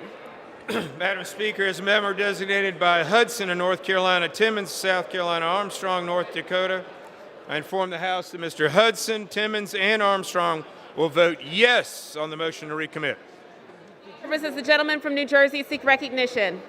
Madam Speaker, as the member designated by Mr. Jerry Nadler, Ms. Ann Kirkpatrick, Ms. Bonnie Watson-Coleman, Mr. Albio Series, Mr. Donald Payne, and Mr. Tom Malinowski, I inform the House that these members will vote no on the motion to recommit. For what purpose does the gentleman from Oklahoma seek recognition? Madam Speaker, as member designated by Mr. Lucas of Oklahoma, I inform the House that Mr. Lucas will vote yes on the motion to recommit. For what purpose does the gentleman from California seek recognition? Madam Speaker, as a member designated by Mr. Butterfield, Mr. Gottheimer, and Mrs. Spear, I inform the House that these members will vote no on the motion to recommit.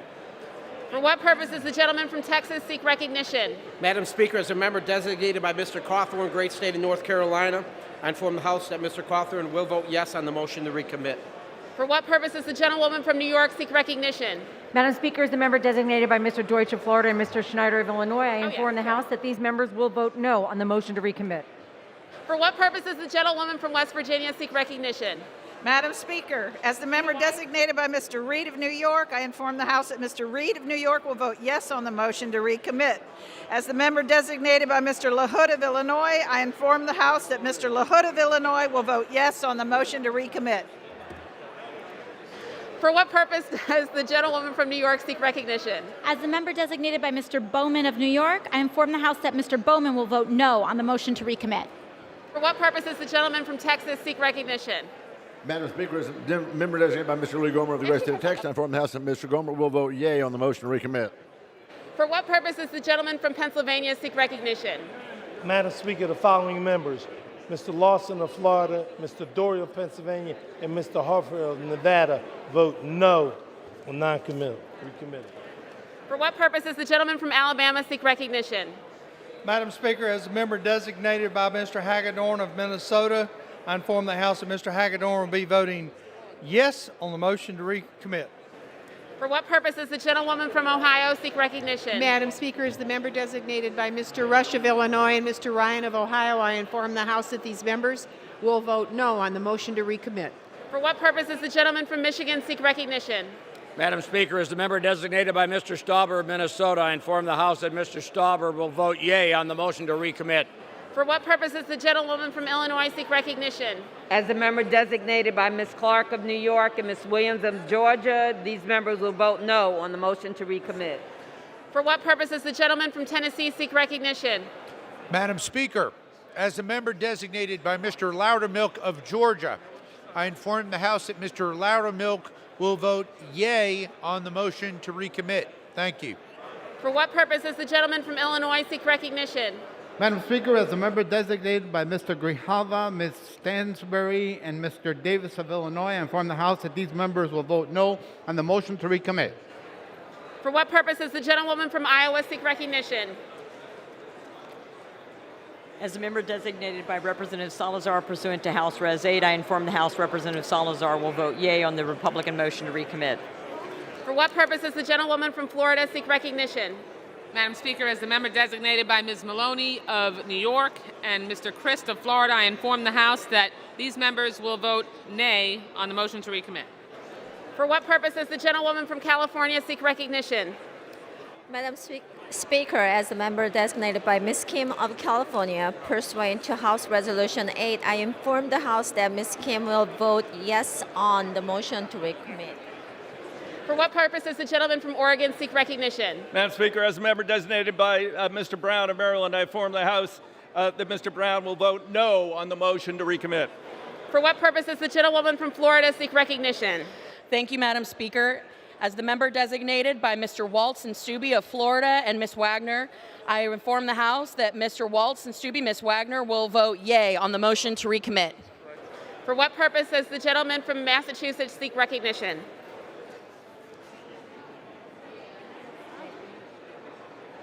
Does the gentleman from Massachusetts seek recognition?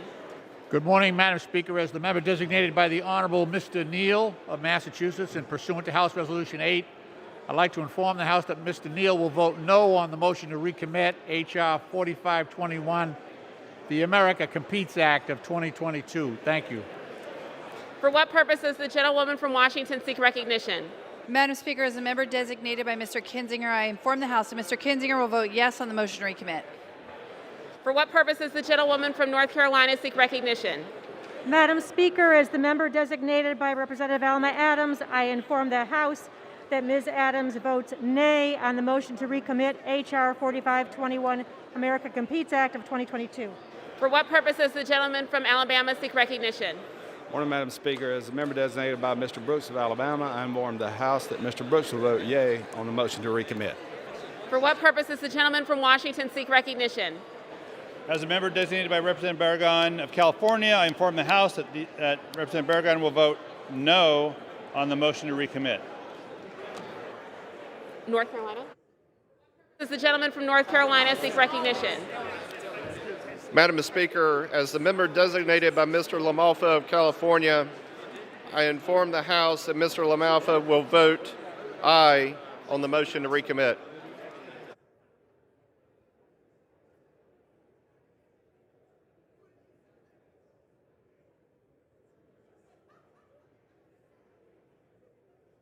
purposes the gentleman from Indiana seek recognition?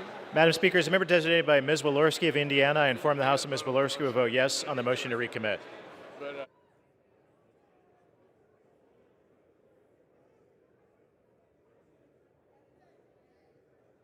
For what purposes the gentleman from Colorado seek recognition? Thanks, Madam Chair. As a member designated by Mr. Joe Courtney of Connecticut's 2nd Congressional District, I inform the House that Mr. Courtney will vote no on the motion to recommit. For what purposes the gentleman from Kansas seek recognition? Madam Speaker, as a member designated by Mr. LaTurner from Kansas, I inform the House that Mr. LaTurner will vote yes on the motion to recommit. For what purposes the gentleman from New York seek recognition?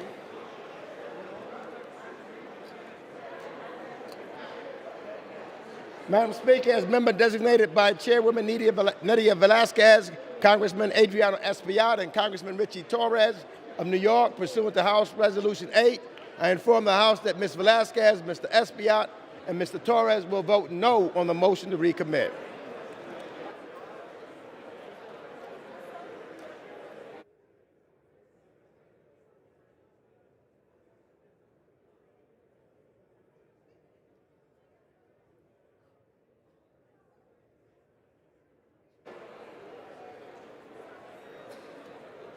For what purposes the gentleman from Hawaii seek recognition?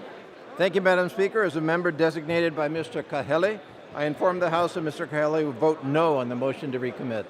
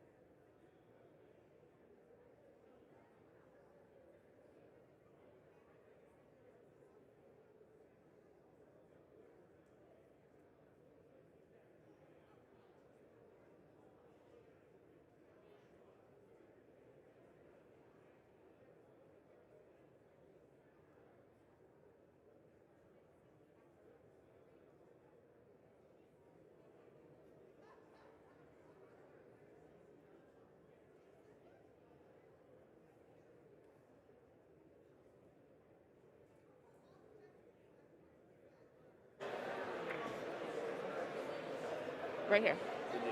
For what purposes the gentleman from Indiana seek recognition? Madam Speaker, as the member designated by Mr. Baird of Indiana, I inform the House that Mr. Baird will vote yea on the motion to recommit. For what purposes the gentleman from California seek recognition?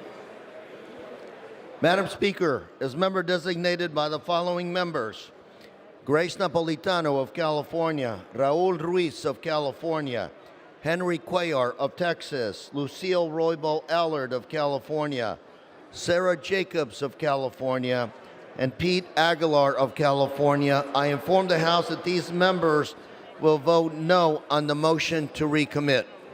For what purposes the gentleman from Pennsylvania seek recognition?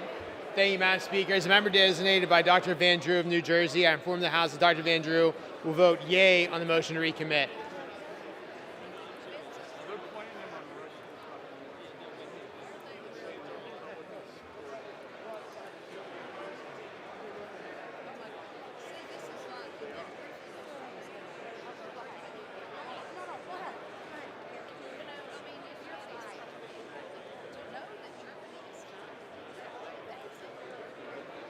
What purposes the gentleman from Maryland seek recognition? Madam Speaker, thank you. As the member designated by Mr. Hoyer, Mr. Doggett, Mr. Cleaver, Mr. DeSaulnier, Ms. Moore, Mr. Welch, Mr. Byer, and Mr. Swazi, I rise to inform the House that these members will vote no on the motion to recommit.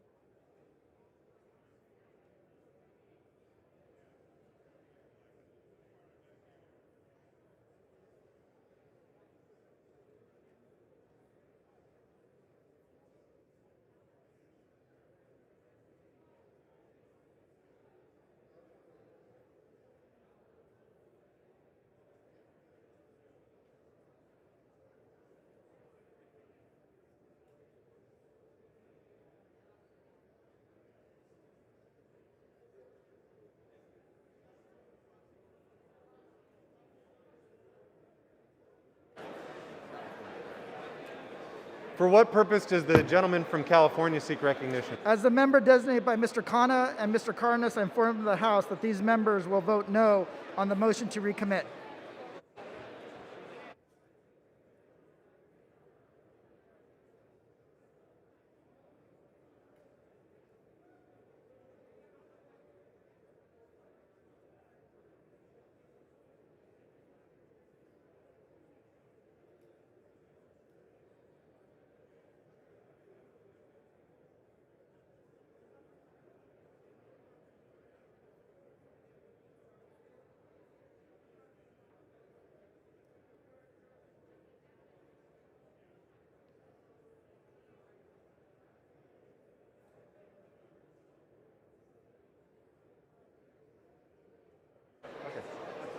For what purpose does the gentlewoman from Virginia seek recognition? Mr. Speaker, as the member designated by members Porter, Allred, Moulton, Trahan, and McEachin, I inform the House that these members will vote no on the motion to recommit.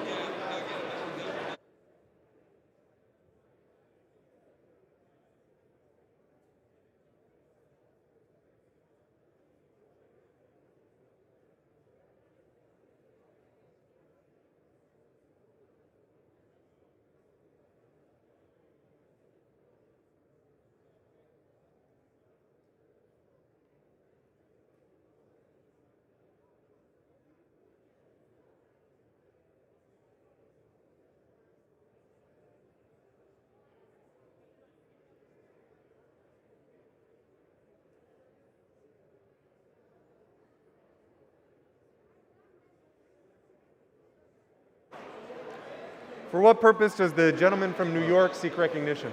The member designated by Representative Davis, I inform the House that Representative Davis will vote no on the motion to recommit.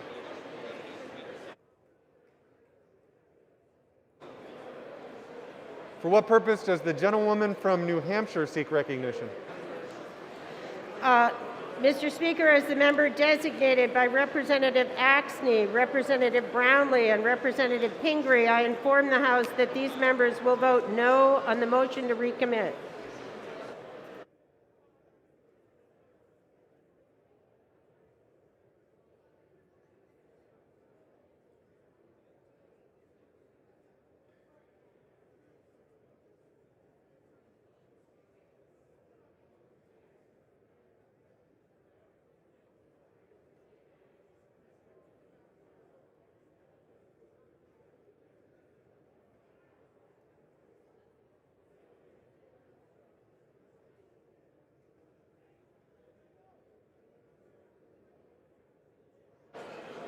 For what purpose does the gentleman from Rhode Island seek recognition? Mr. Speaker, as a member designated by Ms. Wilson of Florida, the flattest state in the nation, I inform the House that Ms. Wilson will vote will vote no on the motion to recommit.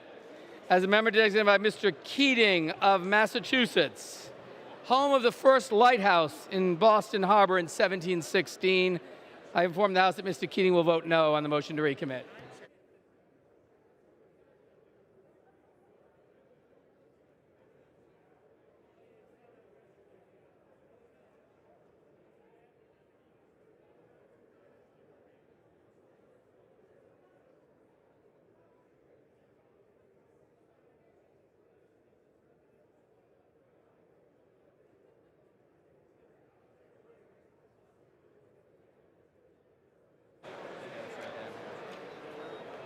For what purpose does the gentlewoman from New Hampshire seek recognition?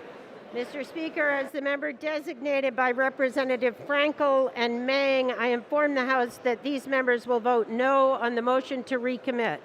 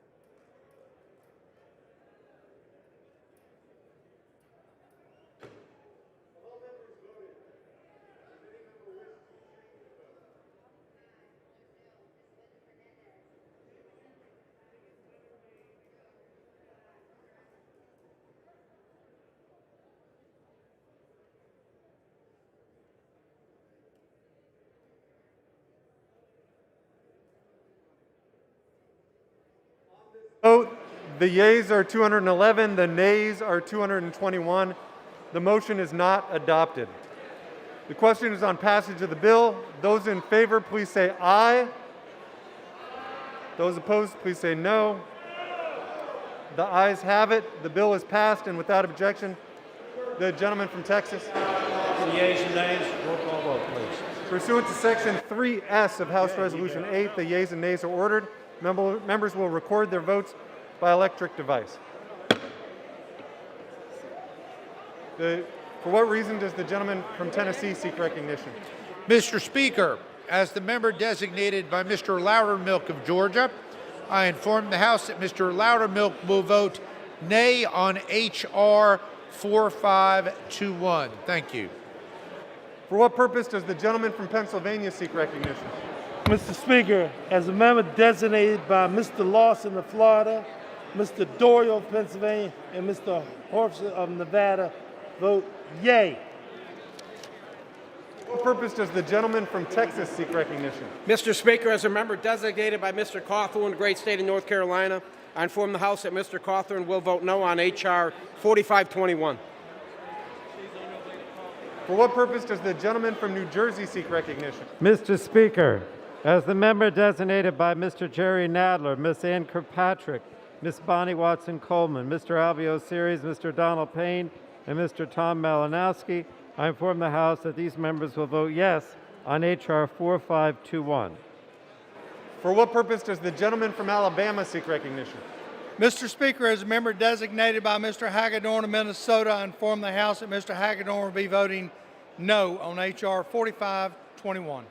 For what purpose does the gentleman from Oregon seek recognition? Mr. Speaker, as the member designated by Mr. Brown of Maryland, I inform the House that Mr. Brown of Maryland will vote aye on final passage of this legislation. For what purpose does the gentleman from Michigan seek recognition? Mr. Speaker, as a member designated by Mr. Stauber of Minnesota, I inform the House that Mr. Stauber will vote nay on H.R. 4521. For what purpose does the gentlewoman from Virginia seek recognition? Mr. Speaker, as the member designated by members Allred, McEachin, Moulton, and Trahan, I inform the House that these members will vote yes on H.R. 4521. For what purpose does the gentlewoman from West Virginia seek recognition? Mr. Speaker, as the designated by Mr. Reed of New York, I inform the House that Mr. Reed of New York will vote no on H.R. 4521. As the member designated by Mr. LaHood of Illinois, I inform the House that Mr. LaHood of Illinois will vote no on H.R. 4521. For what purpose does the gentleman from Hawaii seek recognition? Thank you, Mr. Speaker. As a member designated by Mr. Kahele, I inform the House that Mr. Kahele will vote yes on H.R. 4521. For what purpose does the gentleman from Indiana seek recognition? Mr. Speaker, as the member designated by Mr. Baird of Indiana, I inform the House that Mr. Baird will vote nay on H.R. 4521. For what purpose does the gentlewoman from Illinois seek recognition? As the member designated by Ms. Clark of New York, Ms. Williams of Georgia, I inform the House that these members will vote yes on H.R. 4521. For what purpose does the gentleman from Kansas seek recognition? Mr. Speaker, as a member designated by Mr. Laturner from Kansas, I inform the House that Mr. Laturner will vote nay on H.R. 4521. For what purpose does the gentleman from Washington seek recognition? As a member designated by Representative Barragan from California, I inform the House that Representative Barragan will vote yay on H.R. 4521. For what purpose does the gentlewoman from California seek recognition? As the member designated by Ms. Kim of California, pursuant to House Resolution 8, I inform the House that Ms. Kim will vote no on H.R. 4521. From California seek recognition. As the member designated by Mr. Khanna and Mr. Cardenas, I inform the House that these members will vote aye on H.R. 4521. For what purpose does the gentleman from Oklahoma seek recognition? Mr. Speaker, as a member designated by Mr. Lucas of Oklahoma, I inform the House that Mr. Lucas will vote no on H.R. 4521. For what purpose does the gentleman from California seek recognition? Thank you, Mr. Speaker. As a member designated by Representatives Butterfield, Gottheimer, Spear, I will inform the House that those members will vote aye on H.R. 4521. For what purpose does the gentlewoman from Washington seek recognition? Mr. Speaker, as the member designated by Mr. Kinzinger, I inform the House that Mr. Kinzinger will vote yes on H.R. 4521.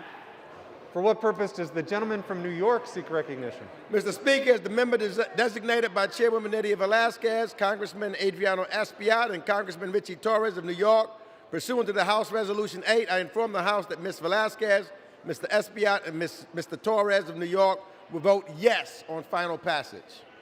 For what purpose does the gentleman from Texas seek recognition? Speaker Derrick, as a member designated by Mr. Louis Gohmert of the great state of Texas, I inform the House that Louis Gohmert will vote no on H.R. 4521. For what purpose does the gentlewoman from North Carolina seek recognition? Mr. Speaker, as the member designated by Representative Alma Adams, I inform the House that Ms. Adams will vote yea on H.R. 4521, American Competes Act of 2022. For what purpose does the gentleman from Alabama seek recognition? Mr. Speaker, as a member designated by Mr. Brooks of Alabama, I inform the House that Mr. Brooks will vote no on H.R. 4521. For what purpose does the gentlewoman from New York seek recognition? Mr. Speaker, as a member designated by Mr. Deutsch of Florida and Mr. Schneider of Illinois, I inform the House that these members will vote yes on H.R. 4521. For what purpose does the gentleman from North Carolina seek recognition? Mr. Speaker, as a member designated by Mr. LaMalfa of California, I inform the House that Mr. LaMalfa will vote nay on H.R. 4521. For what purpose does the gentleman from Illinois seek recognition? Mr. Speaker, as a member designated by Mr. Grijalva of Arizona, Ms. Stansbury of New Mexico, and Mr. Davis of Illinois, I inform the House that these members will vote yes on H.R. 4521. For what purpose does the gentlewoman from Florida seek recognition? Thank you, Mr. Speaker. As the member designated by Mr. Waltz and Stubbe of Florida and Ms. Wagner, I inform the House that Mr. Waltz, Stubbe, and Ms. Wagner will vote nay on H.R. 4521. For what purpose does the gentlewoman from New York seek recognition? As the member designated by Mr. Bowman, I inform the House that Mr. Bowman will vote yes on H.R. 4521. For what purpose does the gentlewoman from Iowa seek recognition? As the member designated by Representative Salazar pursuant to House Res 8, I inform the House that Representative Salazar will vote no on passage of H.R. 4521, American Seeds to China Act. For what purpose does the gentlewoman from Florida seek recognition? Mr. Speaker, as the member designated by Ms. Carolyn Maloney of New York and Mr. Christ of Florida, I inform the House that these members will vote yea on H.R. 4521.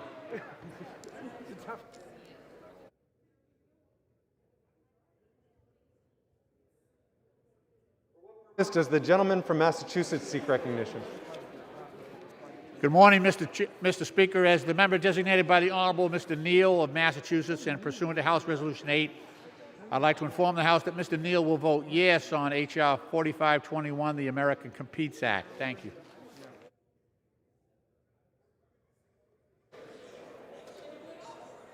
For what purpose does the gentlewoman from Ohio seek recognition? Thank you, Mr. Speaker. As the member designated by Mr. Rush of Illinois and Mr. Ryan of Ohio, I inform the House that these members will vote yes on H.R. 4521. Thank you. For what purpose does the gentleman from Maryland seek recognition? Mr. Speaker, as the member designated by Representatives Doggett, Cleaver, DeSaulnier, Moore, Welch, Beyer, Swazi, and Hoyer, I rise and inform the House that these members will vote aye on H.R. 4521.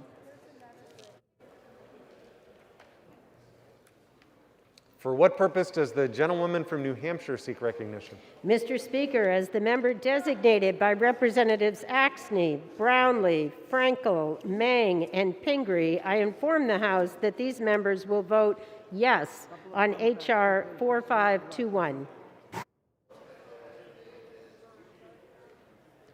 For what purpose does the gentleman from Rhode Island seek recognition? Mr. Speaker, as the member designated by Ms. Wilson of Florida, where the state driving test no longer requires parallel parking, I inform the House that Ms. Wilson will vote yes on H.R. 4521. As the member designated by Mr. Keating of Massachusetts, which currently prohibits you by state law from taking a lion to the movie theater, I inform the House that Mr. Keating will vote vote yes on H.R. 4521.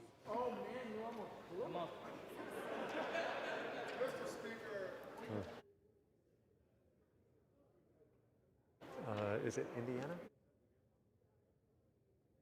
For what purpose does the gentleman from Indiana seek recognition? Mr. Speaker, as a member designated by Ms. Walorski of Indiana, I inform the House that Ms. Walorski will vote no on H.R. 4521. For what purpose does the gentleman from Colorado seek recognition? Hello, Mr. Speaker. As a member designated by Mr. Joe Courtney of Connecticut's 2nd Congressional District, I inform the House that Joe Courtney will vote yes on H.R. 4521.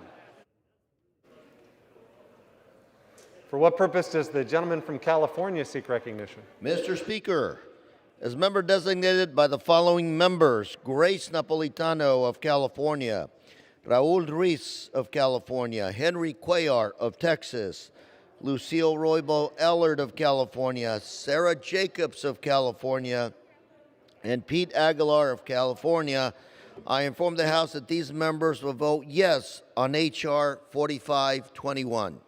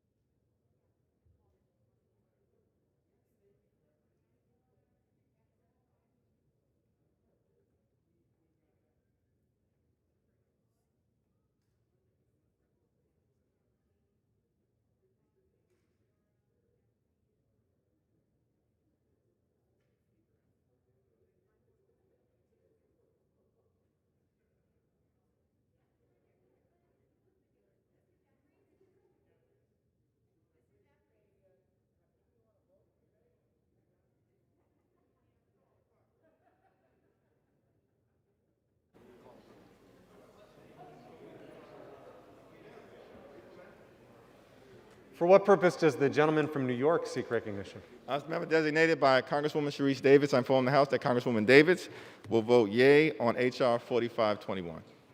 For what purpose does the gentleman from Pennsylvania seek recognition? Thank you, Mr. Speaker.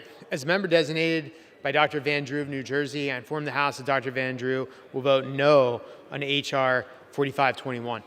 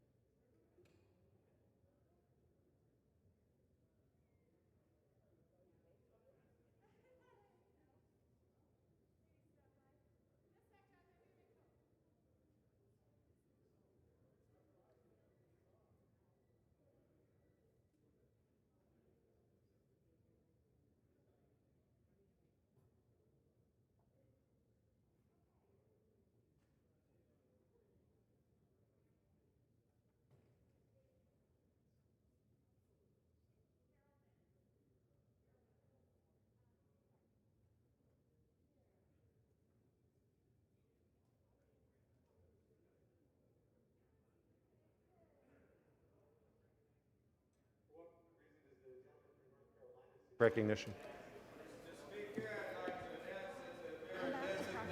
Mr. Hudson of North Carolina, Timmons, South Carolina, inform the House that they've all voted no on H.R. 4521. For what purpose does the gentlewoman from Michigan seek recognition? No?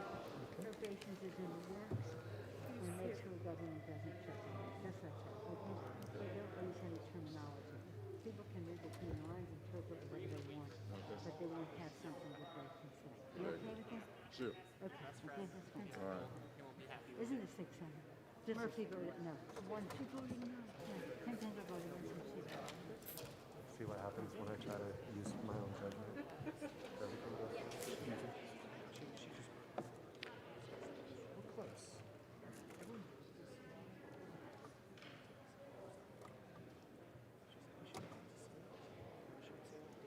Wow.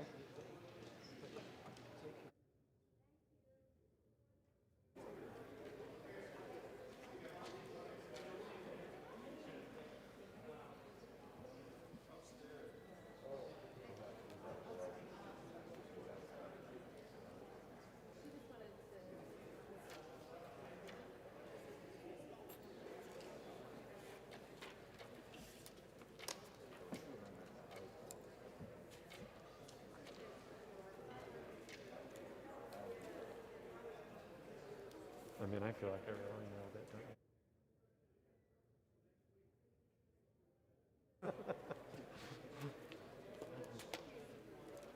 Top 10 for sure. At some point, you're going to have to explain all this stuff to me.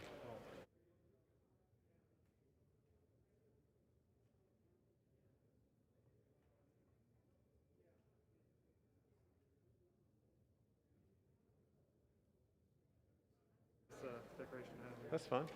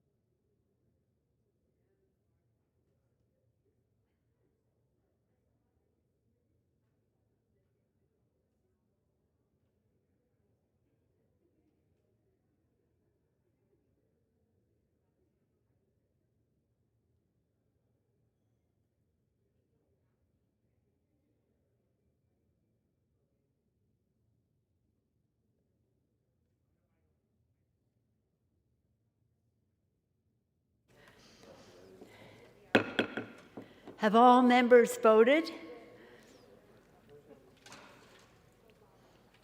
Does any member wish to change a vote?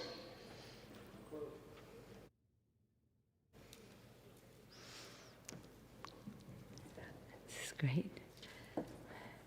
On this vote, the yeas are 222, the nays are 210. The bill is passed. Without objection, a motion to reconsider is laid upon the table.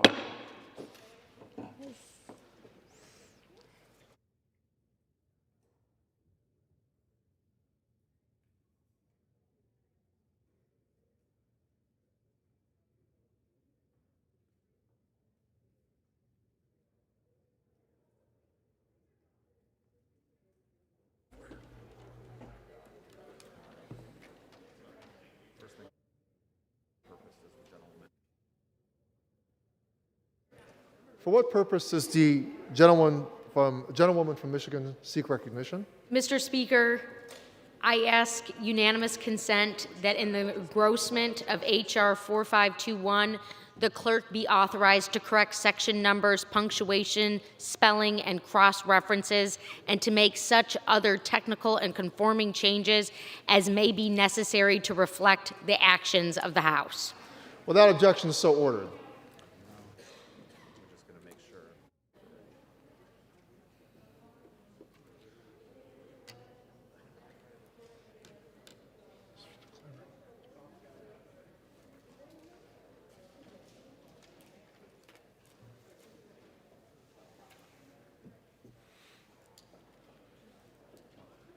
You ready?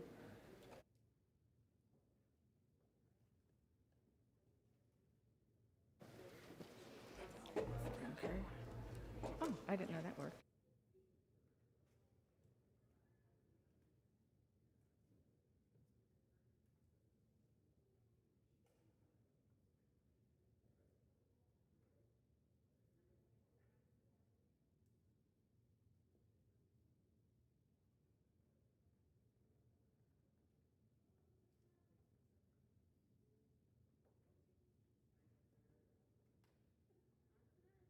For what purpose does the gentleman from Louisiana seek recognition?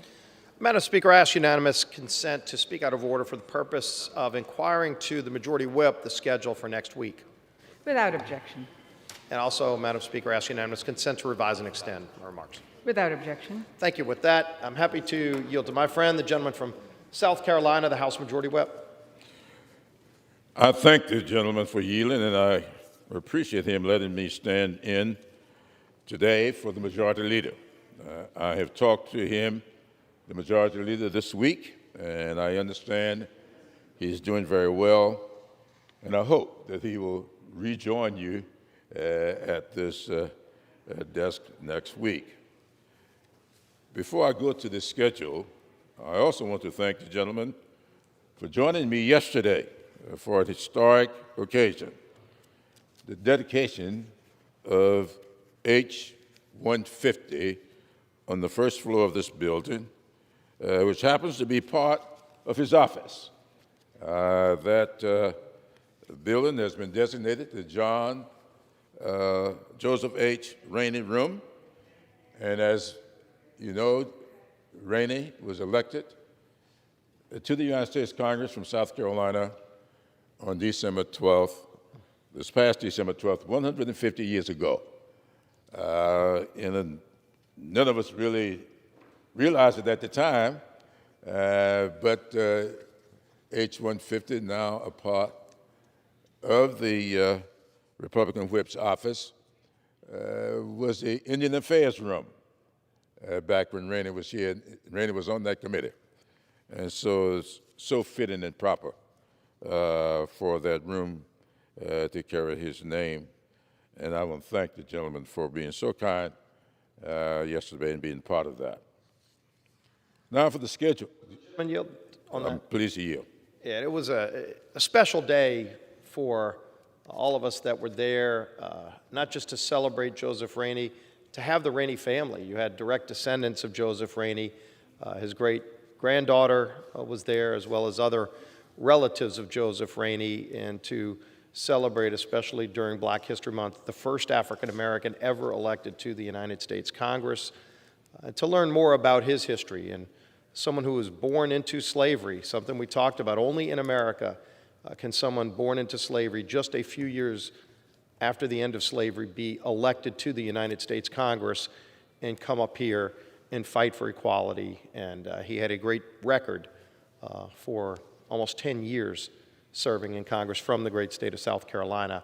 And now there is a room, the Joseph Rainey Room, H-150, named after him in his honor. It was a truly special day, and especially to have direct descendants of Joseph Rainey come to participate in that ceremony, and be happy to yield back. Thank you very much for that. And as the gentleman occupies the office, one of the offices that he served in, I'm proud to now be representing many of the communities that he represented here in this body, and thank you so much. Now for the schedule for next week. On Monday, the House will meet at 12 p.m. for morning hour and 2 p.m. for legislative business, with votes postponed until 6:30 p.m. On Tuesday, the House will meet at 10 a.m. for morning hour and 12 p.m. for legislative business. On Wednesday, the House will meet at 9 a.m. for legislative business. The House will consider H.R. 4445, the Ending Forced Arbitration of Sexual Assault and Sexual Harassment Act, introduced by Representative Sherry Bustos, which would end forced arbitration in cases relating to sexual assault and harassment, providing survivors with legal recourse to seek justice in court against their assailants. The House will also consider H.R. 3485, the Global Respect Act, introduced by Representative David Cicilline, which furthers our nation's commitment to LGBTQ rights around the world by sanctioning foreign individuals found to be complicit in violating the human rights of LGBTQ people. Additionally, the House will consider Carolyn Maloney's H.R. 3076, the Postal Service Reform Act. This bipartisan bill would strengthen the financial position of the United States Postal Service and ensure it continues to successfully carry out its mandate to deliver mail to every household and business in the country. Lastly, the House stands ready to act on the Build Back Better Act, as well as the Freedom to Vote, John R. Lewis Act, should the Senate amend them. And of course, we will act on appropriations, hopefully on an omnibus bill, but we will not allow the government to shut down. Additional items may be possible, and I'll yield back. And thank the gentleman. As it relates to the funding of government, February 18th is the current date of expiration for government funding. The gentleman knows we're not scheduled to be in that week, so next week would be the last week that the House is scheduled to be in session prior to that date.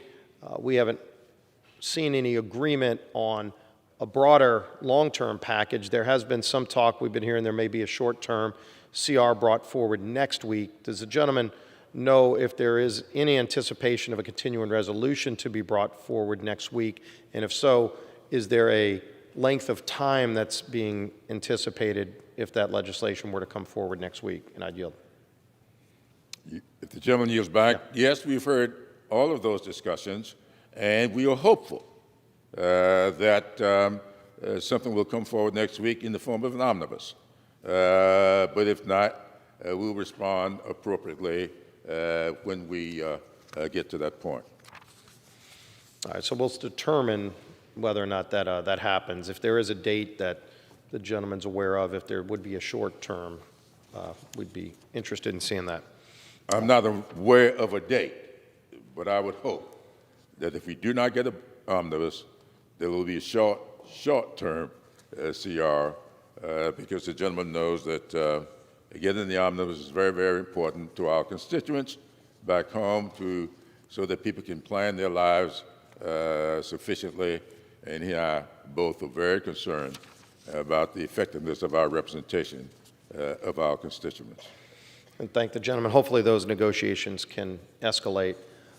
As it relates to a few weeks from now, the State of the Union that was announced will be March 1st, where President Biden will come here to this chamber to give his annual State of the Union. We know last year's State of the Union was a very different look in terms of a limited House chamber. Does the gentleman know the protocols that are being planned for this year's State of the Union? I yield. I thank the gentleman for the yielding back. I know that the Speaker is in consultation with the attending physician on what the protocol for this year might be. In the weeks ahead, as we approach the date, the attending physician will make recommendations based on the current state of the pandemic. I think as all of us are very pleased with what we were hearing about the pandemic, that it is being very favorably, moving in a very favorable direction, and I'm sure the attending physician will take all of that into account when he establishes the protocol for the State of the Union address. Thank the gentleman. Hopefully, as we talk about the broader issues relating to opening things back up, hopefully we can get the House fully operating again, ending proxy voting, getting committees to meet in person again, because across the country you are seeing more states open, more communities open, businesses open. And if you just look this past weekend, you had red states, blue states. You know, in California, you had the NFC Championship game. Over 73,000 people were in SoFi Stadium to watch that game. From all the footage you saw, very few people had masks on. You didn't hear of incidents, but you saw in the state of California, 73,000 people gathered together. In Missouri, for the AFC Championship game, again, over 73,000 people watching that game. For those of us from LSU, as the gentleman knows real well, we're excited about Joe Burrow, Jamar Chase, Shelvin, other LSU Tigers going to the Super Bowl for the Bengals. But to see that many people, and we would understand for the Super Bowl, there'll be over 73,000 people there as well. Is there any reason that science changes in California or Missouri when you get to D.C., why we can't have a full House chamber here? We've been hearing we might only get 25 tickets in a chamber that typically holds over 500 for a State of the Union. And there's clearly no science that has come against what we saw in those stadiums with over 73,000 people. We would sure encourage that we open up the House chamber, not just to the State of the Union, to voting in general, to getting the House functioning again, to show the rest of the country that's frankly already getting there themselves, that we should and can open it back up again. And I would yield. Thank you for yielding back. I like the gentleman. I witnessed those games over the weekend, and I don't know why you want to remind me of the last time you and I shared a stadium with Joe Burrows, but I do want you to know I was pulling for him over the weekend, and that's tough for this Clemson preference guy to do. But I enjoyed those games, and I'm sure that all the people who attended them enjoyed those games. Now, what I'm sure the attending physician will be taken into account, he will probably get the reports from the aftermath of those games, and will be guided by that. And I'm sure that if the day or two following the games, everybody was well, he'll take that into account. But then he'll look and see how people fared the next day and the day after that in order to establish the protocol. And I'm perfectly willing to wait to hear from him. Now you're back. And thank the gentleman. And as we've seen some more reports coming out, Johns Hopkins just came out with new reports that talk about, frankly, detriments of shutting down, and how, when you look at schools especially, there's a lot of science that shows that kids that are in the classroom are not only learning better, but having better health outcomes than in those schools that are shut down, where theoretically they're sitting alone by themselves, which, as we know, that's not what's happening. In a controlled environment, it's actually better for those students. You're seeing in other environments, if you're only looking at a silo of cases at a stadium, but you're not looking at cases that are going up in places that are shut down, you've got to look at the whole picture. And I think too often, some people have only cherry-picked data, and it's been at the detriment of the overall picture. And so the science ought to be clear and vivid in its description of what really is happening out there across the country, in states that are fully open, in states that are more shut down. But again, red state, blue state, last weekend was a really good example that you can open things up again, and people are making choices. People know what's out there, and whether they're home alone, theoretically, they're still getting COVID in those places where things are shut down. And so we would sure hope that the science would not just look at a silo, but would look at the whole picture, as other scientists have done in these scientific studies like the Johns Hopkins report that just came out yesterday show. There is a bigger picture.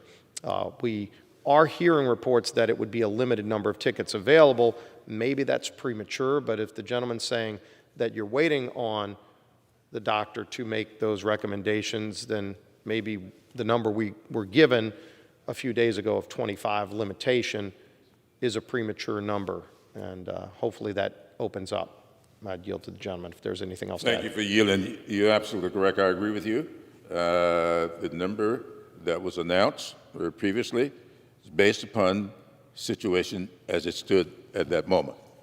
I suspect that if things change dramatically in the next week or two or three, that number may go down. Everything else may get back close to normal.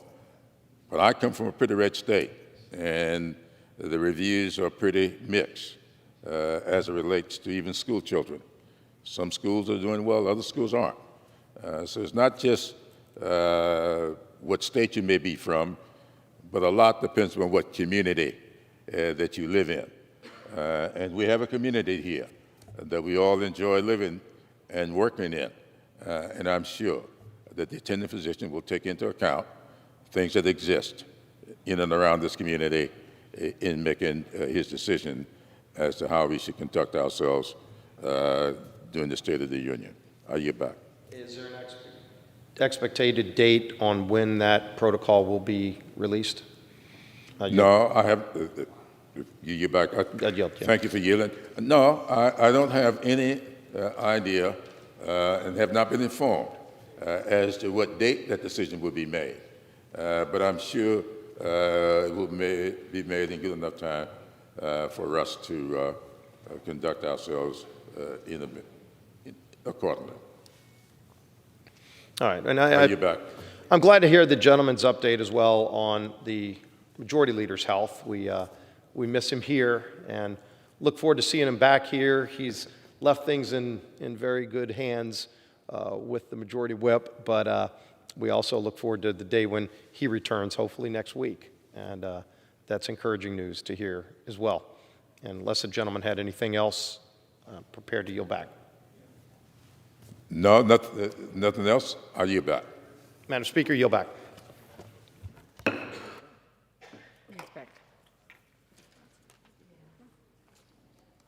The chair will now entertain requests for 1-minute speeches.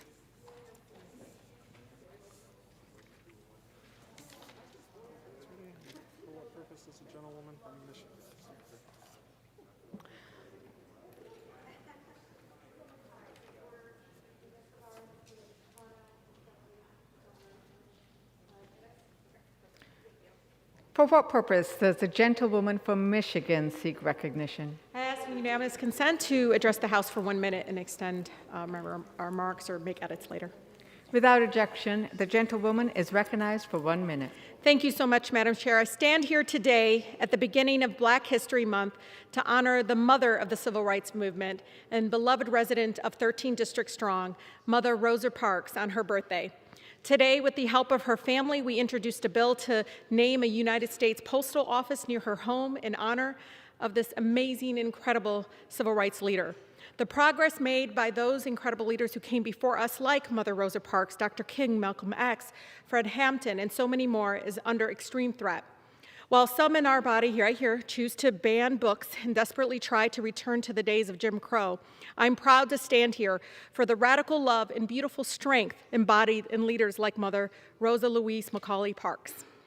We know our struggle against racism is a lifelong pursuit. As Mother Parks wrote, "Freedom fighters never retire," and her memory continues to guide us. I will add that freedom fighters never die. I am honored to have the opportunity to lead this effort and proud to have the opportunity to serve the incredible people of the 13 District Strong in our fight for equity and justice. I urge my colleagues to support this effort, and I yield back. Thank you. For what purpose does the gentlewoman from California seek recognition? Madam Speaker, I ask unanimous consent to address the House for 1 minute and to revise and extend my remarks. Without objection, the gentlewoman is recognized for 1 minute. Thank you, Madam Speaker. This week, we welcome the Year of Tiger with the first day of the Lunar New Year. Lunar New Year is an important holiday celebrated by many East and Southeast Asian countries. It is also celebrated widely by many Asian American communities here in the United States including our Orange County community in California. As we reflect on our blessings this new year, I'm grateful for the opportunity to be a voice for our Asian American community in Congress. 2022 is the year of Tiger, which symbolizes courage and bravery. With the new year comes a new beginning and the hope of better days ahead. I hope that this year brings everyone strength, prosperity, and happiness. Happy New Year. 새해 복 많이 받으세요. 축복남모이 신년 과일라 아케마시테 오메데토 고자이마스. Thank you. Lady will please provide a translation to the desk. The gentle lady will please provide a translation to the desk. Thank you so much. For what purpose does the gentlewoman from Texas seek recognition? Madam Speaker, I ask unanimous consent to address the House for 1 minute. Without objection, the gentlewoman is recognized for 1 minute. Madam Speaker, I have the honor of representing El Paso, Texas, a critical hub for commerce and trade with one of the busiest land ports of entry in the country. Today, I am proud to have voted for the passage of the America Competes Act to strengthen supply chains, U.S. competitiveness, and create good-paying STEM jobs at home. It will build on policies championed by congressional Democrats and President Biden that have led to an historic year of job creation, as shown in today's job report. The bill includes my amendments to address many El Paso priorities on local job creation, addressing the climate crisis, and optimizing our ports of entry. One of my amendments creates a mandatory set-aside specifically for small businesses, the backbone of our local economy, to move into solar component manufacturing, the solar component manufacturing sector, Additionally, I included amendments that respond to the climate crisis by ensuring that we reduce deforestation and carbon dioxide emissions in developing nations and allow environmental defenders to assist in developing our climate resilience strategy. My amendments also assess the needs of our ports of entry, El Paso's major artery for trade and commerce. The gentlewoman's time Thank has you, Madam expired. Speaker. I'm proud to have also addressed inflation. I yield back. For what purpose does the gentleman from Wisconsin seek recognition? I'd like to ask for 1 minute. Without objection, the gentleman is recognized for 1 minute. As we go on recess for a couple days, I want to call one more time the attention to Robert Rector's article in the Heritage Foundation, talking about the one group in America that is genuinely discriminated against, the hardworking middle class with a nuclear family with a dad.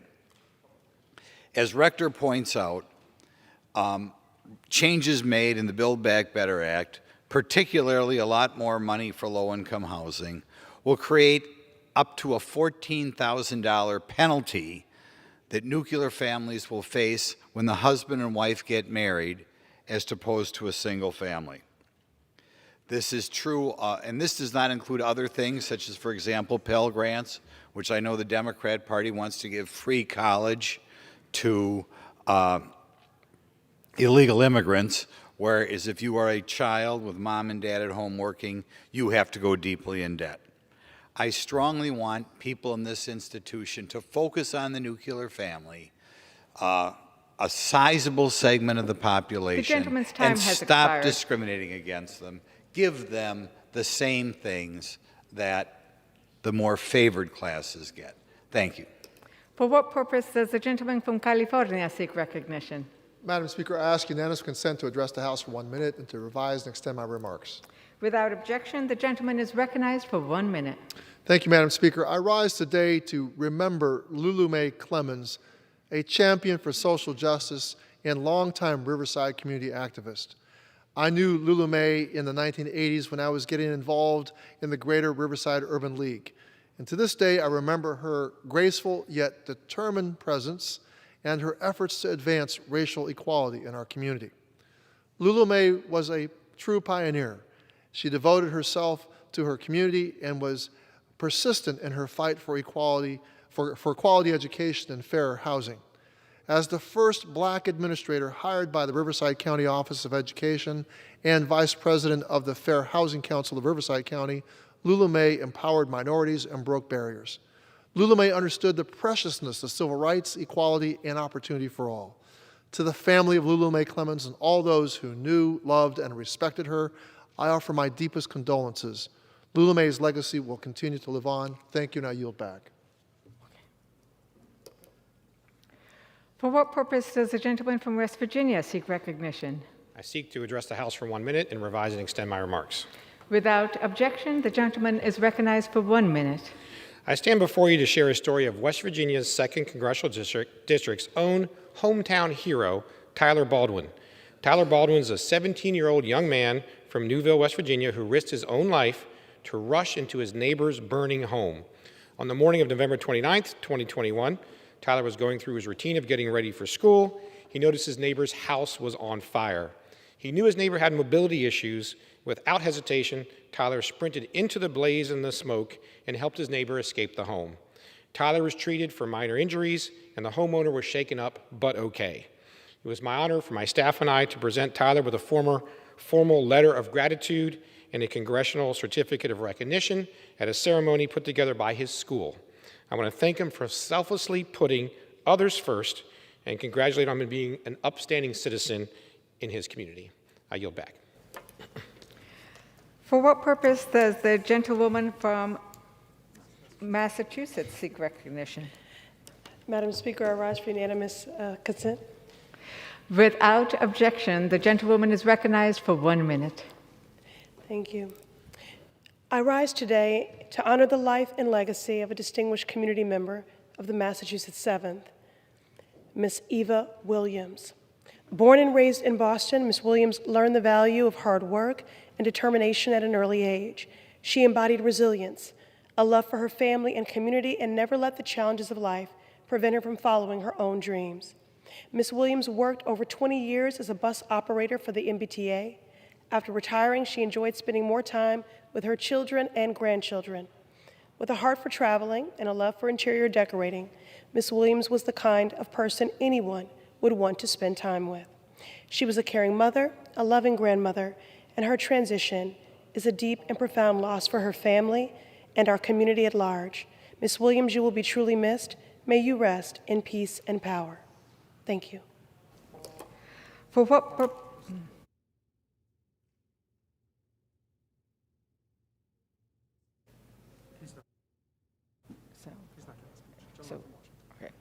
For what purpose does the gentleman from Washington seek recognition? He's just kidding.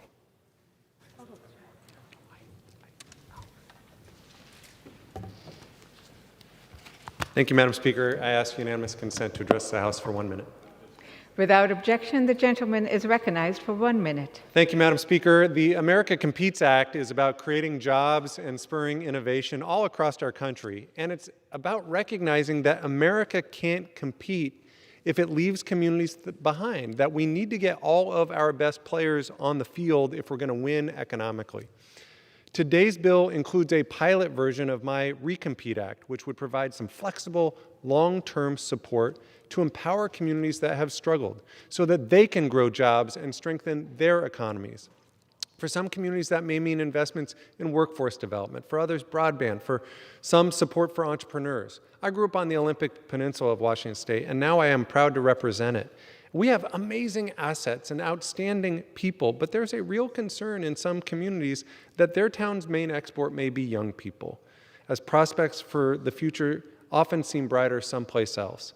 But with today's vote, we are saying we don't believe in leaving communities behind. We're saying people should have economic opportunity regardless of what zip code they live in. And we are saying we can't wait. Thank you, Madam Speaker. I yield back.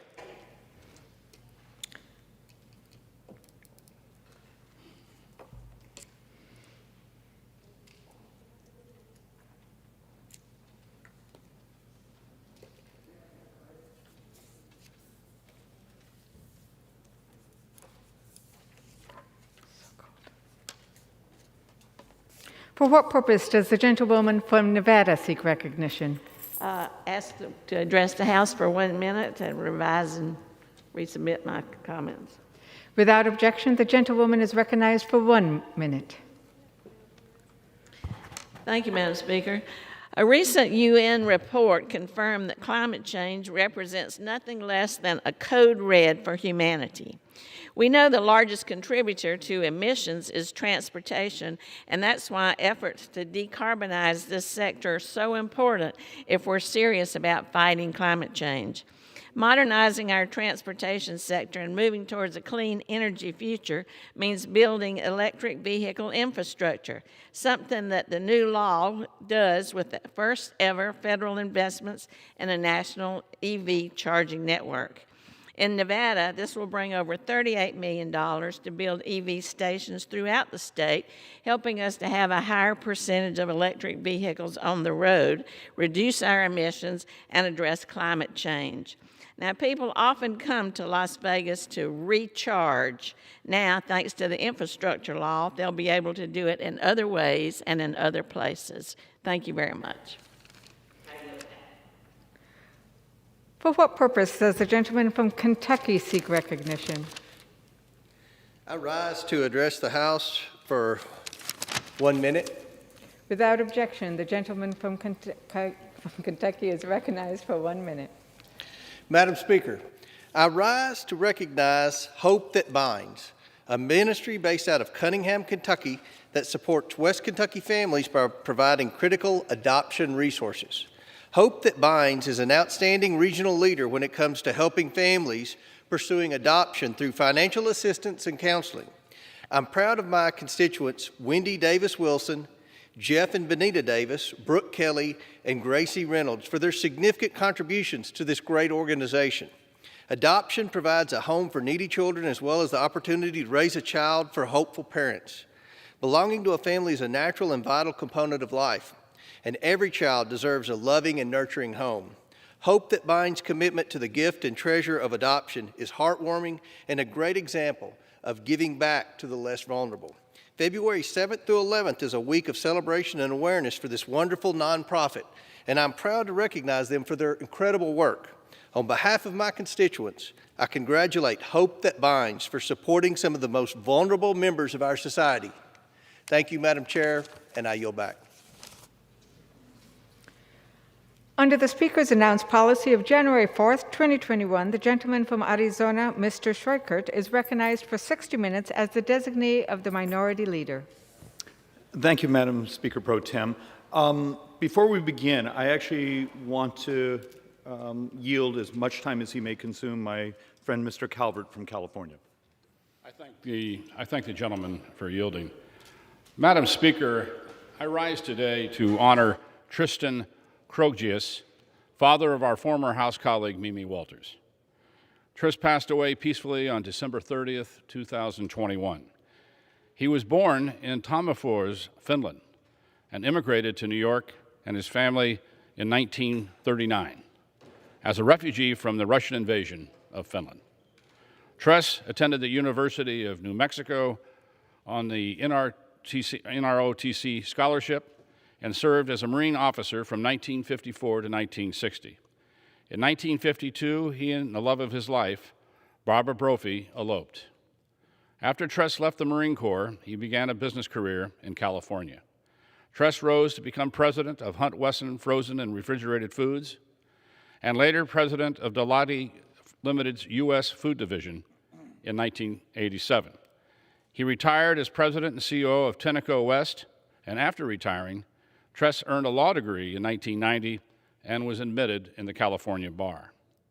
Tress was an active member of his community. He was past board president and CEO of the South Coast Medical Center in Laguna Beach and was a director of many nonprofit organizations. Tress is survived by his wife of 69 years, Barbara, their 6 children and their spouses, 19 grandchildren, and 4 great-grandchildren. Tress will be remembered for the extraordinary example that he set for his life. With that, I yield back to the gentleman. Thank you, Mr. Calvert. Thank you. Madam Speaker Pro Tem, we all get behind these microphones on occasion and we want to share something. And tonight, I'm going to try to stay on a theme. I'm going to try to walk through one of my intense frustrations around here that we keep making public policy as let's be honest, we just passed, the Democrats, I don't think a single Republican voted for it, a $350 billion bill that originally was labeled as Competes Act, but if you look at the math in it and the spending in it, it's functionally, hey, let's give lots of money to our special interests who actually support them politically. So here's the theme. If I came to any member of Congress, any one of our staff, anyone out there listening in the public and said, what makes people poor? Seriously, what makes our brothers and sisters who are working poor, and you get these discussions, oh, we don't tax rich people enough and transfer their wealth, or we don't do this, or we don't do that. And turns out, when you actually look at the math, almost none of those things are actually true. It's complicated. So we've been doing a project for almost a year in our office of trying to understand what's different. Well, so we held a hearing, recently on health disparities. Guess what?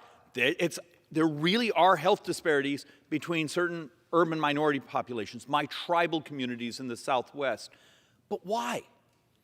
Hey, also take a look, there's crime differential. When someone steals your stuff or breaks your bones, you're not able to go to work, you're not able to accumulate.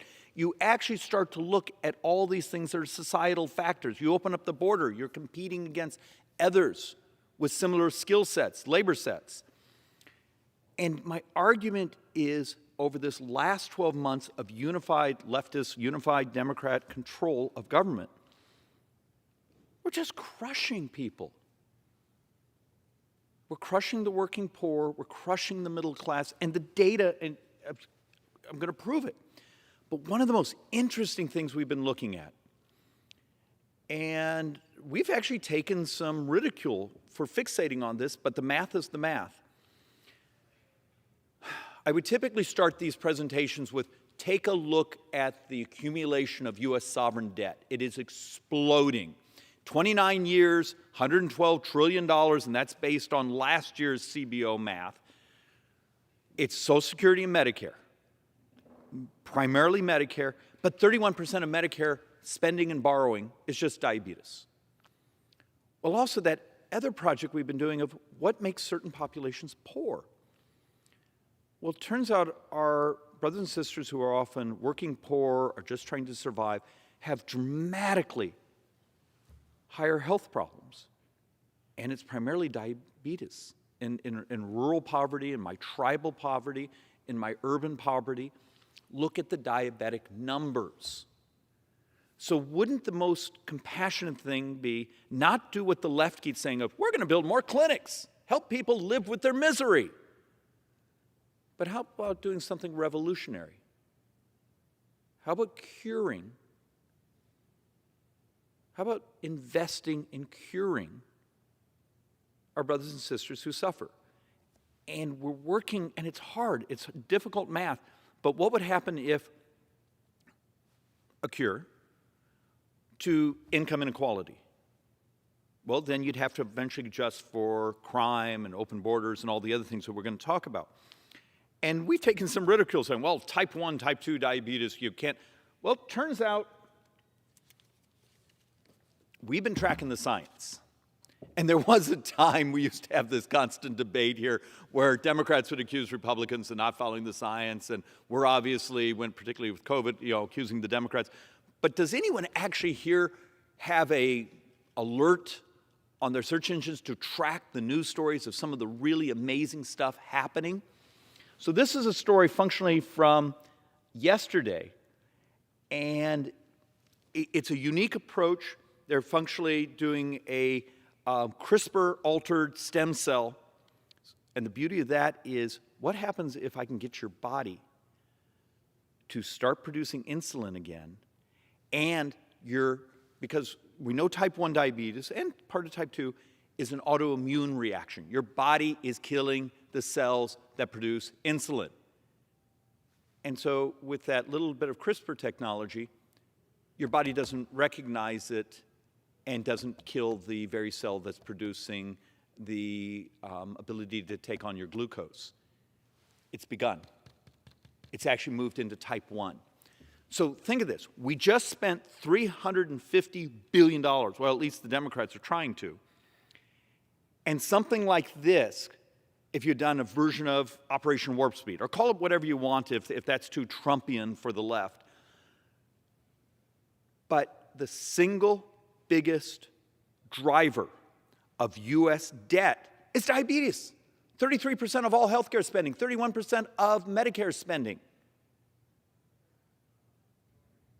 You would think this place would be almost giddy. Now, maybe it doesn't work. Maybe ultimately, but the ability to say, we're going to do something that's noble, compassionate, loving, and cure the misery instead of keeping populations sort of trapped in their misery because they're beholden to one political party's largesse.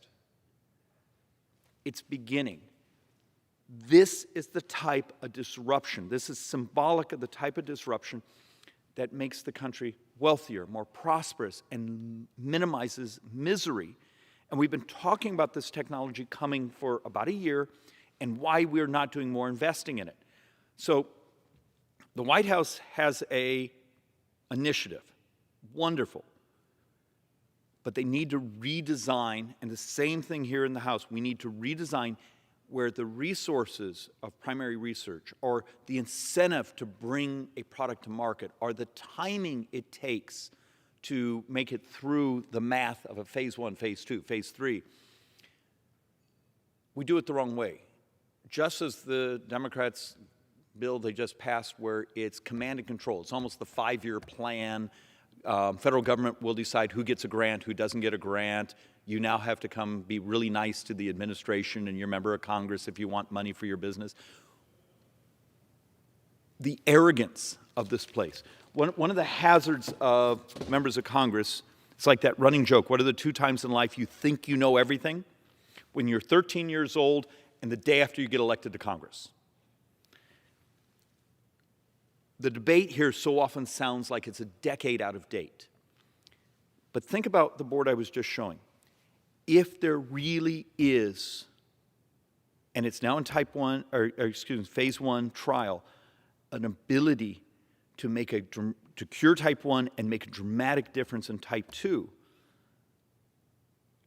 to understand what that means for the financials of the country and the world, what that actually means for health and misery, but also what it potentially means for populations that we talk about constantly, we virtue signal constantly, but we don't actually do something in raising their living standard, raising their economics, closing income inequality. And instead, we're in a body right now with unified Democratic control where the solution is send someone a check. Well, sending someone a check doesn't end the misery. Disruptive technology like this that cures the misery is what we should be almost evangelizing here. And I know that's hard. So let's talk about some of the other things that make the working class poorer. The working poor substantially poorer. We saw, and I know there's been many members here who have come and talked about inflation, but I don't think we've understood the misery it ultimately brings, and it's the slow type of misery, because every time you go to the grocery store, that piece of protein you wanted, or that milk, or something else gets a little bit more expensive. Your paycheck may have gone up, but somehow everything you're buying goes up more. And we're going to walk through a couple boards here just showing the fact of the matter, under Democrat unified control of government, our society's actually gotten poorer, even though we have pumped stunning amounts of money, of cash into the society, and we're going to sort of show that. So understand, we all saw the number at the end of the year, 7% inflation. In my home, I'm from the Phoenix area, we were approaching 9%. A lot of that driven by housing. Imagine what that index did to homelessness.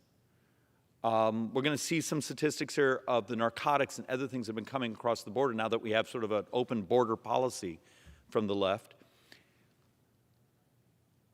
And instead, I'd like us to talk about the economics and the misery such policies have brought and how it all ties together. So let's go back a little more on inflation. You think about inflation, how many times have you heard our brothers and sisters on the left get behind their microphones and talk about it's increasing inequality? So I thought that was the holy grail here. Close inequality, but yet their policies keep growing it. We're seeing some numbers here where about $3,500 of additional spread of inequality driven by a single year's worth of policies that drove up inflation. And the solution from the left is, well, we're going to send them another check, even though the check is actually what substantially drove creating inflation. Remember, basic economics. Remember your elementary school and your high school economic class. What is inflation? It's too many dollars chasing too few goods and services. Real simple. I mean, the real world's actually a little more complicated, but that's the classic. So you have two things. You can keep jacking up interest rates to squeeze out the liquidity of dollars chasing those goods, or plus, you can do the other side, like we did in 1981.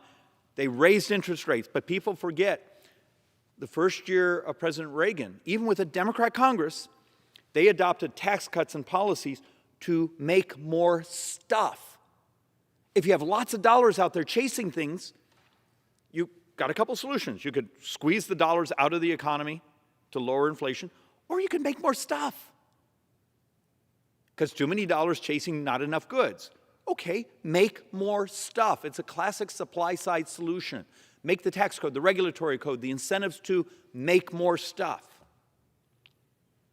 Instead, we just passed a $350 billion bill that functionally puts government in charge of grants and control and what they want, instead of the information part of the market where resources, where the ability to act quickly.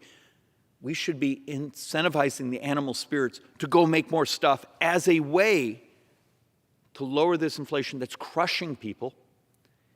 And it's a much more elegant way because it creates jobs, it creates products. But for some reason, the left is almost maniacal in a Keynesian view of the world, saying, well, do lots of stimulus. And yet they seem unwilling to even accept the data produced by their side that says they've raised the misery of so many Americans. And understand that the math at the end of the year was pretty simple. Inflation went up, people's wages went up, but there's a gap, and the gap keeps growing. And that gap is the fact you got poorer last year. But this is the one that I'm still just shocked there's not more discussion about. If you see the percentage of monthly change in real wages, remember, you may get your paycheck. Your paycheck may go up, but if your rent, your fuel, your food, everything else in your life went up more, you see how many months people got poorer. Yet you look at the way we're doing policy here, it's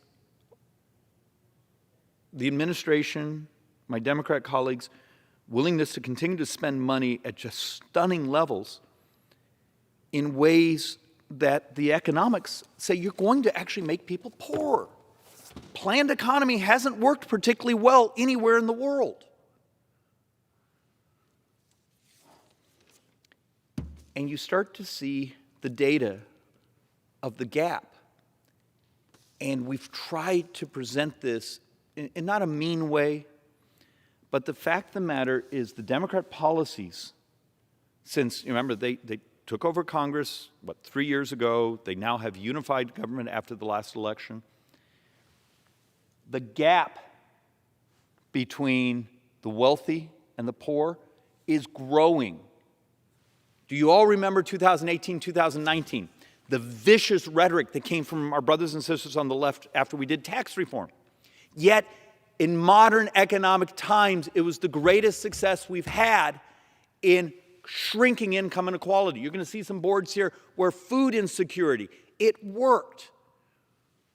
Our brothers and sisters on the lower quartiles, and I always hate that term, but the fact of the matter, they became dramatically less poor.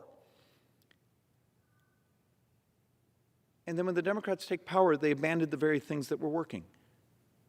And their policies, I mean, at some point you gotta admit to everyone, because we're feeling and seeing it. You've made the rich richer, you've made the poor poorer, and you've increased the misery. You know, we all know the sayings of when something isn't working, stop it, take a breath, take a look at what was working. But it turns out the ideological calcification that is Congress now is more important to that dogma than what actually works. So we sort of walk through these. And I know this seems like a lot, but you keep trying to make the point over and over, and that the data is factual. It's not just information by virtue signaling. The data is the data is the data. Is you come here, and this is my comment from the quartiles. So these are our brothers and sisters, we'll call it in the lower 20%. Well, how much of their income goes to housing, transportation, food? Now you notice these numbers are off the charts. That's because they receive also subsidies. You know, earned income tax credit, these other things we do to try to make their lives less miserable. But somewhere here, this body forgot that if you are poor, I mean truly poor, that bottom 20% quartile, the majority of your income just goes to try to do housing. And what did the Democrats accomplish this last year? We blew up the price of rents. And go back, there were speeches from a number of us from 1-2 years ago talking about saying, you need to create the safety net. You need to create a bottom so the economy snaps back. But be careful, because when you create too much liquidity, government spending, you're going to blow up the cost of everything for people. It happened. And what's the solution? The left now talks about doing another stimulus bill to make these people's lives even more miserable. Now, maybe it's the arrogance of, hey, you know, these folks in the poorer quartiles, they've been indoctrinated. They're going to vote for the left. So just abuse the crap out of them. They're still going to vote for you. And the fact of the matter is, if you actually look at the real data of who votes for the Democrats anymore, it's urban elite. That's who finances their campaigns. It's no longer, you know, the working men and women. They have migrated much more to the Republican side. So maybe what I'm seeing is politically logical, but economically, it's brutal. I mean, the math is the math, and at some point, the math, behind the math, are people who are suffering. So think about this. If you just saw on the chart where the lowest couple quartiles spend most of their money just trying to do housing, take a look what we've done to the housing prices. And this is mostly rent. You know, when you're in that bottom third, you're a renter. How many people right now who are renting, we now are responsible for economic policies, liquidity of cash, where we've blown up the cost of housing, blown up the cost of rents, that we now will have trapped so much of America into being permanent renters the rest of their lives. They're never going to build that sort of forced savings account that owning a house is, that became part of being able to retire, you know, as part of the American dream. But the math is the math. I mean, you look at African Americans, Latino populations, and the amount that has moved into struggling just to cover the rent. It's blown up dramatically. And this just doesn't disappear. You don't wake up tomorrow and say, hey, we decided we're going to do economic policies, regulatory policies, tax policies, so we make a lot more stuff. Yes, the Federal Reserve pulls some liquidity out. We fixed inflation. Oh, isn't it neat? All the rents went back down. It doesn't work that way. So how long before these populations get their incomes back where they can actually survive, where just the cost of having a place to live isn't consuming almost every dollar of their lives. We don't talk enough about the policies here and the misery they've created. Yet, we have pumped so much cash into the system that we take a look at state and local, they're sitting on boatloads of cash. But there's also another really interesting trend line here. How did this happen? You know, we had these speeches here a year ago, year and a half ago, the world's coming apart, the world's falling apart, but yet somehow state and local tax receipts actually held up dramatically well. We overshot the mark, and then what did we do? Even though we knew they were doing just fine, the actual fall in receipts, which is the proper term for tax collections, was marginal. What did the Democrat policy do? Let's send them more cash, because that's their constituencies. So I want to walk through some of the other aspects that we believe left policies are making the working poor, the middle class, poorer. And here's a simple concept, and I've said it over and over, but you got to understand, it's this layering effect. Let's say you're that individual who didn't graduate high school. And the value you bring to work is your willingness to work. So you're the person out there hanging drywall. You're doing labor, you're doing landscaping. Your goal is one day you hope to own the landscaping company, you hope to own the plaster company. You're out, but what you sell is your labor and your willingness to work. What are the two ways you crush that population economically? Inflation. We just did the inflation. You saw how much of their income now is going to just surviving. The second thing you do is you make them compete against millions of others with similar skill sets.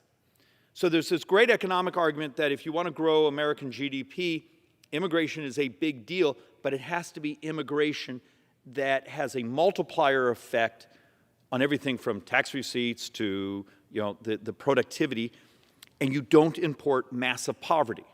It's uncomfortable to talk about it this way, but the fact of the matter is, being a border state, what is happening at our border? You're not bringing folks who grow the economy.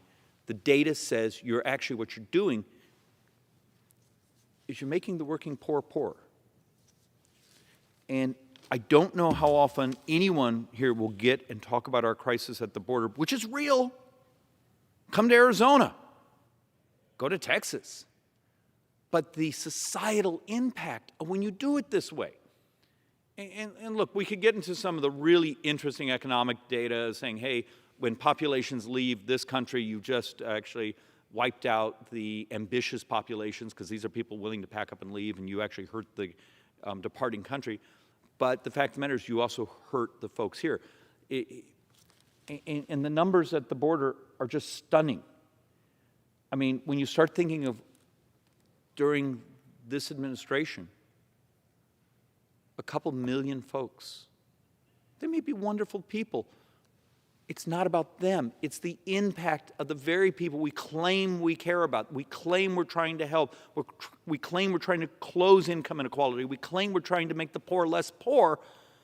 And then we do everything we can to crush them. And it's just the economics. I just can't figure out what the left is doing intellectually. They know this numbers. If it was a decade, 10, 15 years ago, all the literature we keep finding, it was Democrats here who were fixated on locking down the border because they knew it hurt the poor and the working poor. They used to accuse Republicans of wanting open borders to push down labor values. Do you remember? It wasn't that long ago the argument was flipped. And there goes my theory that maybe the left truly has abandoned working men and women in this country because they no longer are their defenders. They're now almost the defenders of someone who needs a cheap landscaper.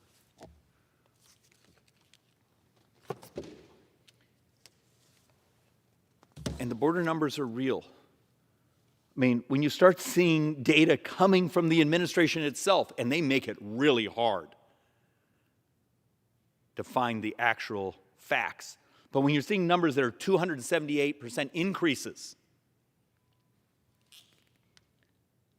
and you start to realize, what's this going to mean? So there's a great paper. We came here and talked about it a few months ago, and it's a decade-old paper. And it was talking about what happens when you get these waves of illegal crossing, and they get rolled into your economy. And it was talking that it would take a decade for that lower quartiles, the poorer middle class, the working poor, for their incomes to start to come up. And it was solely a division of number of people with similar skill sets divided by the attacking the same types of positions and work. And it was a Democrat paper. I mean, it was written by folks who made it very clear they were on the left. Isn't it fascinating how quickly the understanding of demographics and the population dynamics and what it does to the very people that our friends on that side used to say they cared about? And look, we do lots of virtue signaling here, lots of pretty words, but the data is the data is the data, the policies are the policies. The policies are killing the middle class, they're killing the working poor. And you start to look at these things, and here's the great irony. So think of this. During this last 2 years, legal visas have collapsed. At the same time, you have these huge runs at our border. Now, I know this is often, and it probably requires a much more deep dive on economic multipliers of certain types of skill sets and those things. But the fact of the matter is, these populations up here, we know we get an economic multiplier from.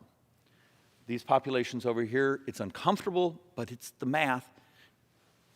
It becomes a contribution from society to them. And we did a presentation about a year ago talking about that if you saw what was happening in the entire industrialized world, remember the only place in the world right now with positive fertility rates is sub-Saharan Africa. And I know this is geeky, but it's important. And I know it's not politics by shiny object, which is now what Congress is about, but this is important. The Western world is collapsing demographically and fertility-wise. The primary, the driver of U.S. sovereign debt is our demographics. We're getting older. Somehow Congress didn't figure out there were baby boomers until the last year or two, and now they still don't really want to talk about it. So for 65 years, they just didn't know we were coming. But what happens when you even see data of China's demographics are collapsing, Europe's, we know, has been collapsing, even countries like India, we're seeing their fertility rates fall off rather dramatically. The model basically says in the coming 2-3 decades, it won't be worldwide fights over hydrocarbons like we had functioning in the 70s, or rare earths. Remember how many people would come behind these mics just a couple of years ago? Rare earths, we're all going to go to war over rare earths.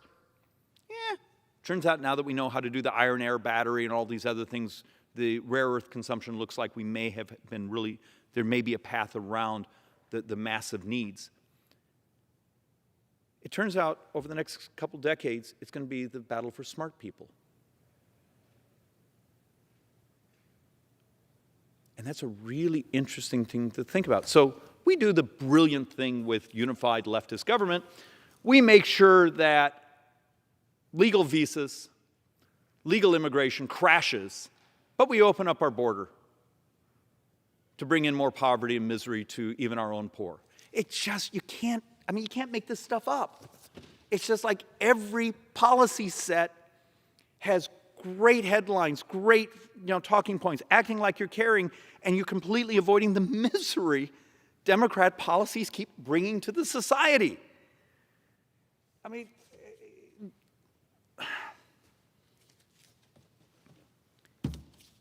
and then, there's the things we call sort of second degree, third degree effects when you open up the border. Come to my community of Phoenix. See the dramatic increase in homelessness. does anyone else out there care? To see, and I did a ride-along a couple weeks ago with a neighbor who's an officer, and we spent 4 or 5 hours driving around, and he's been doing this like 28 years, and he's telling me he's never, ever seen that the homeless population has doubled. The crime, people breaking in and stealing stuff, but they're stealing stuff from other poor people. The violence. And then we start to see the data of my southern border in Arizona, the amount of narcotics. And one of the classic, if you want to play economist, the price of drugs that are killing people have crashed. When you see the narcotics fall in price, what does that tell you? There's a hell of a lot of them. So, okay, maybe it's leftist orthodoxy, you need an open border, but did they have to flood my neighborhoods with narcotics? Did they have to spike the homelessness around the country, particularly in Phoenix? Did you have to make more people's lives miserable? Because that's what the policies of this administration and the Democrat control of this place have done. And I don't think they meant to do it. It was obvious if they thought like an economist instead of virtue signaling for policy. Remember, we make policy now around here by feelings, by what we can say behind these microphones to get someone to send us money, even if it's crap and really hurts people. And you start to see the misery the Democrat policies have put on our streets. And of course, their solution will be, well, we're going to send them a check. Of course, the check will also continue the cycle of inflation, making people poorer. It's just, I almost wish we could have, where there's no television cameras, no mics, put ourselves in a room with a couple people that own calculators and say, let's walk through what has worked in the last 25 years and the things that haven't worked. Madam Speaker, what's my time? The gentleman has 25 minutes remaining. Madam Speaker, could you repeat? 25 minutes. Thank you, Madam Speaker.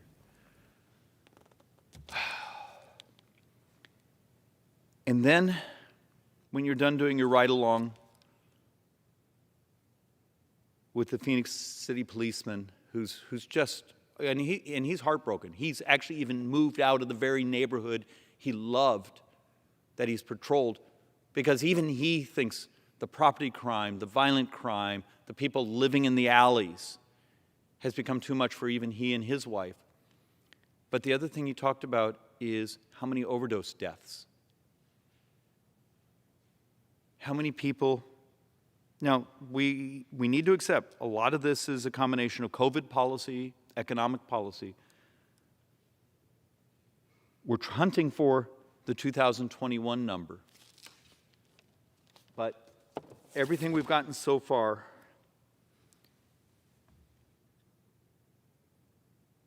we've created misery out there. Go pick up your community newspaper, and do they even still talk about how many have died from overdoses? Or has it just become so commonplace it's not worth reporting on that type of misery anymore? And then you start to look at the crime statistics. And look, Democrats often accuse Republicans of talking about crime to scare people. That's not where I'm at. My district is an urban, suburban district. I care about these lives, but I also am fascinated by the economics of it. Well, it turns out we did inflation, we did housing, we did the devaluing of people's labor by opening up the border, but we almost never have the conversation of how do you move out of poverty when people keep stealing your stuff? I'll call him an acquaintance. He's almost a friend. As a kid, I used to hang drywall. He still has the drywall business. Now he's passed it on to his kids and his grandkids. And they're really good. They can do a number 5 smooth coat, unlike, and that's always been my dream to learn how to do that the right way. It's a weird hobby. And he talks about they are now not doing projects in certain areas because people keep stealing their stuff. And it's really hard to keep people employed. It's really hard to be that micro-entrepreneur where you're selling your talent, and your talent is functionally your willingness to show up and the fact you have a couple drywall spades. So we're also working on a project now in our office to try to understand how much of income inequality, people being poor, is the fact that they live in a crime-ridden area, crime-ridden zip code, where people keep breaking their bones and stealing their stuff, and by stealing their stuff, they can't accumulate assets, and how much of that stuff was the very things they need for work. And then you overlay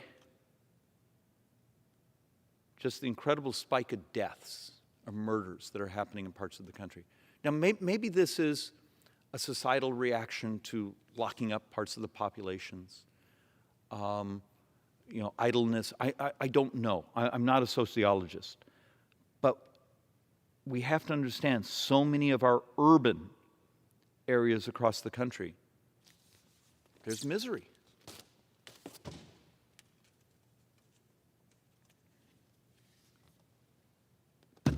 But there's hope. If we could get our policy sets correct around here, there's incredible hope, because we do have a society that desperately, an economy that desperately, a country that desperately needs people. They need workers. You see the workforce shortage continues, even with today's numbers, and we need to talk a little, I'll do this might be a weird transition. Really good unemployment numbers today. Even though unemployment actually went up as a percentage, but the number of jobs, which that's a good sign, people being willing to take the jobs, be a little careful. We need to take a look at what they call the labor force participation number, because it's been re-indexed. Every year you actually try to do a calculation. We haven't had a chance to look at the Bureau of Labor Statistics underlying numbers. So there was this beautiful spike in labor force participation. We need to figure out how much of that, though, is they changed the numbers of the population that's available to be in the labor force, but today was a good number. But the wage inflation number was really dangerous, because we have talked about that one of our models we have in joint economic is that if we spike much more, you're on the cusp of a wage price spiral. And that's just a great way to create misery in the society, because those are really hard to break.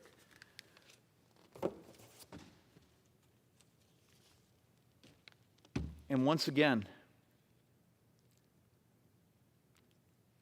we were doing in 2018, 2019, I believe much of it came because we fixed some great inequities in our tax code.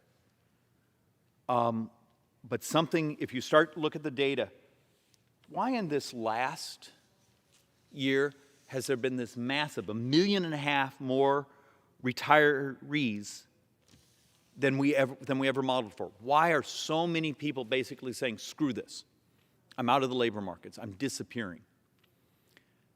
At the very time that if we were actually doing policy where you wanted to deal with the debt, you wanted to be able to keep having enough receipts, tax revenues, to be able to keep our commitments on Social Security and Medicare, if you wanted to lower the misery in the country, you'd be doing policies that would be trying to get young males into the workforce. There's a weird number there where they're not showing up to the workforce, but also folks who are eligible for retirement, early retirement, to stay in the workforce. Those are policies that I think Republicans and Democrats could agree upon, labor and business could agree upon, and yet I sometimes feel really lonely around here talking about these things, but it's the math. And you see these numbers of, when you're losing 1.5 million folks that are choosing to retire early, you do realize the data basically says a large portion of these people in a few years, particularly if inflation continues the next couple of years, will be in poverty. One of the greatest ways to minimize poverty for folks in their retirement years is to have them delay retirement. Something's perverse out there when we have created a society that's incentivized to go take your Social Security at 62 and take the shortfall, or the cuts, the lower premiums or lower benefit. Just really concerned about this. And then you start to take a look at other population dynamics. And this goes back to my earlier statement that I believe in this coming decade, actually the decade we're in, and the next one, the fight for smart people will be akin to the pursuit of rare earths or hydrocarbons or those things from the past. And you see it. This is happening all around us. There is a collapse in the demographics.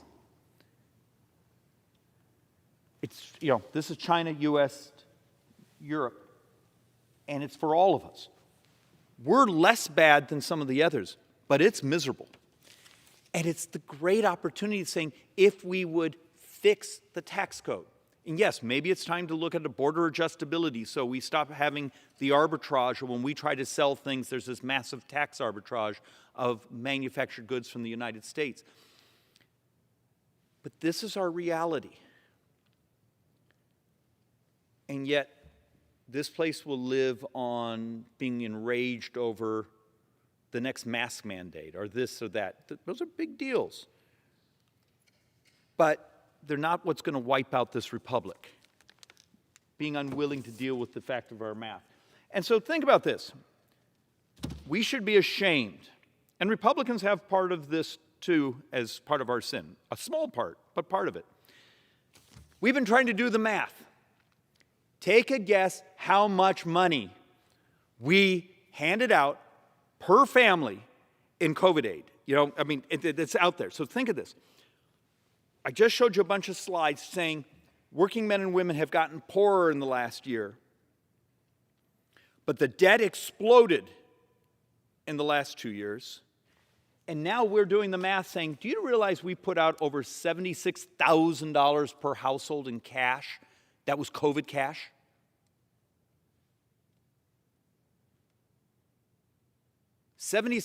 Over $76,000. That's our best math at this point.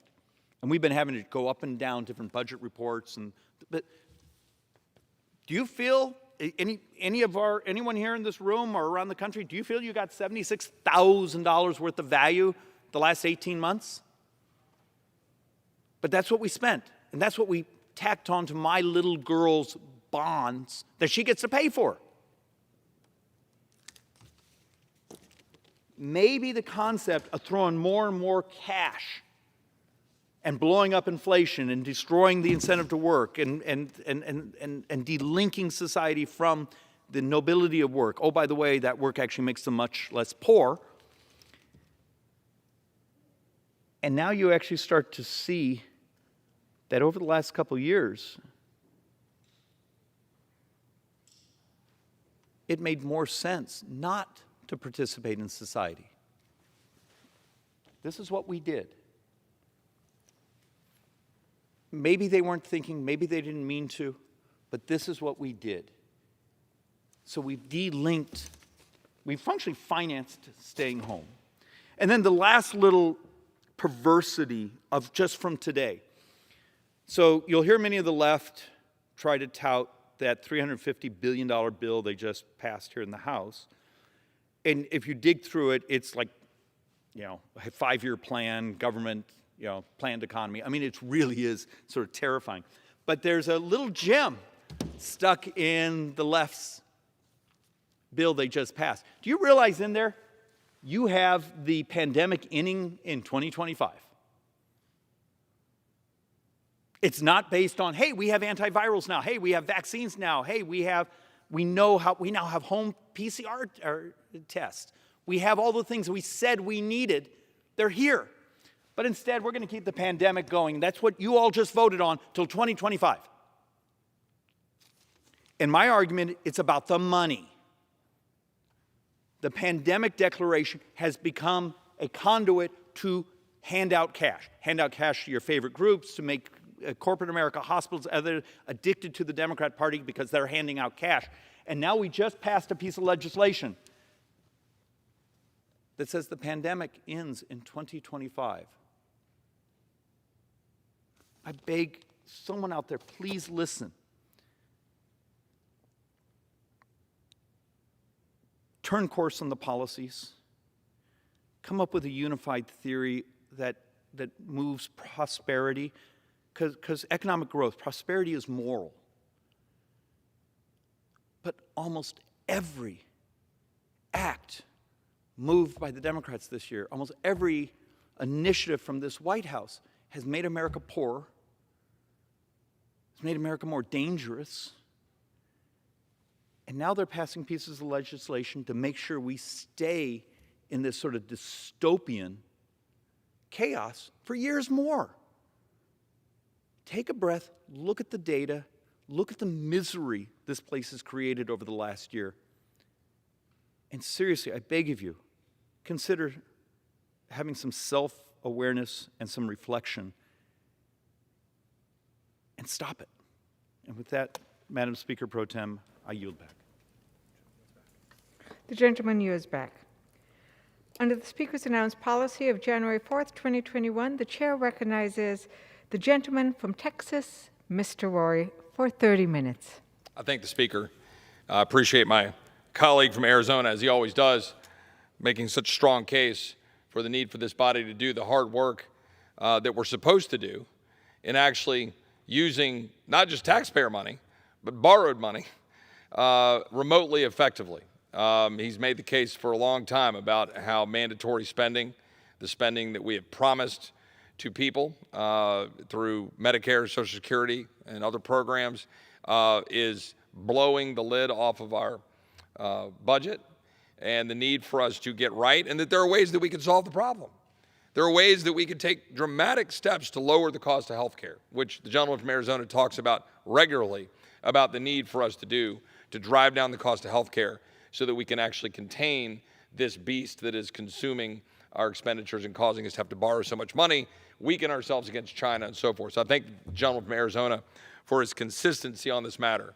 Would that our body or even our own conference be so consistent in having an interest in having that conversation? I would note again for my constituents, for those people across the country, all of you that are watching this on C-SPAN, that I'm speaking to an empty chamber. This is what we do. This is debate on the floor of the United States House of Representatives. We come down, we have 5 votes earlier today, I think 4, 1 got wiped off. We have 4 votes on 2 amendments, right? They're amendments that are offered in the Rules Committee where the powers that be decide what we get to debate on the floor of the House. I'm a member of the United States Congress with an election certificate for the 700 and some odd thousand people in Central Texas that I represent. And yet I have never had the opportunity to offer an amendment on the floor of the House of Representatives. This is not the people's house. This is a house of a handful of hand-selected individuals on both sides of the aisle who sit in a back room and decide what we get to debate about and what we get to discuss and what we get to vote on. And my colleagues on both sides of the aisle know this, yet this is what we continue to do. I gave a speech a little while back in December about the United States House of Free Stuff, because that's what we are. Neither party has ever met a bill that they're not willing to vote for because it sounds good, right?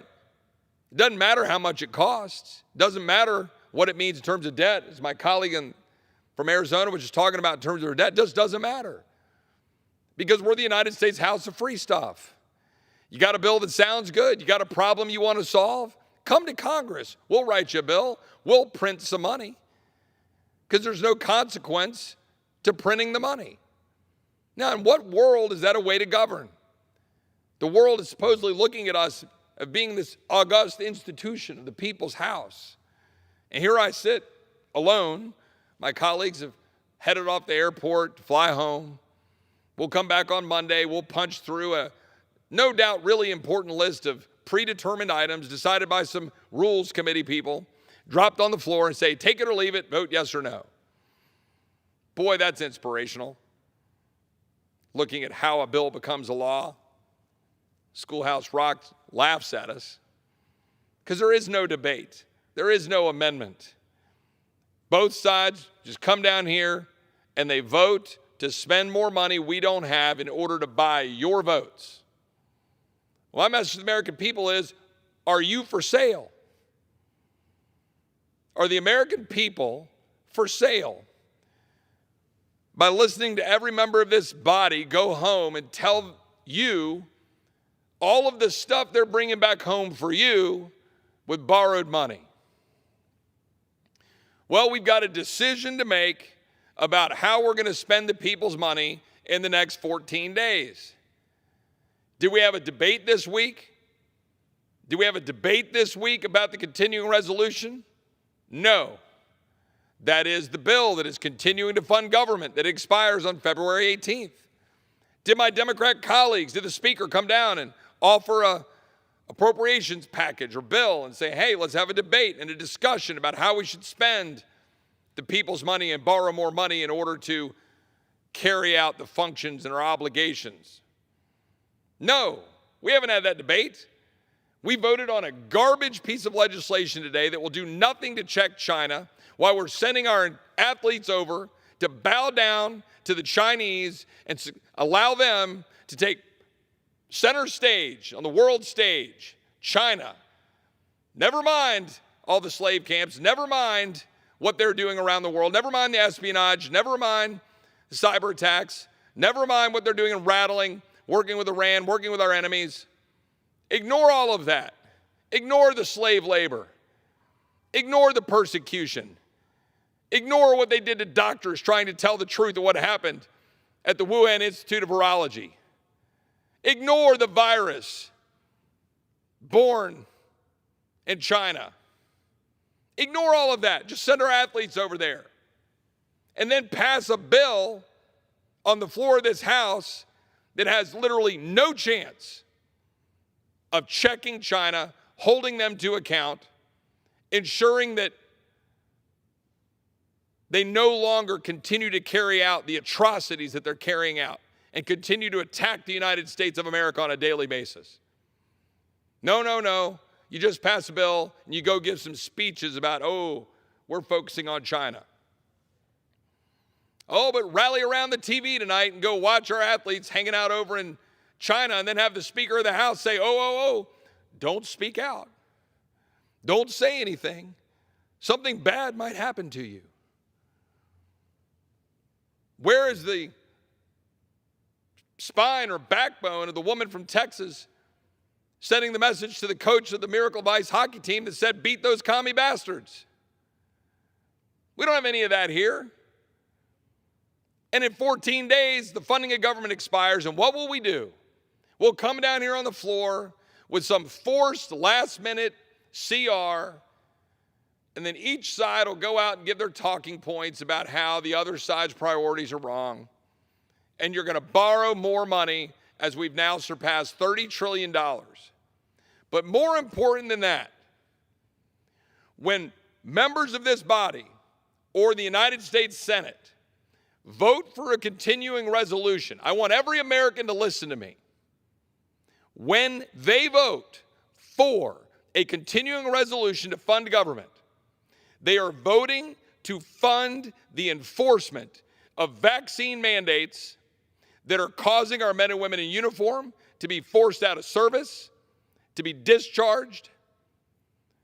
They are enforcing laws against our men and women who are serving so valiantly on the front lines of healthcare, nurses, doctors that are getting forced out of service, forced out of the ability to care for people after a lifetime of work.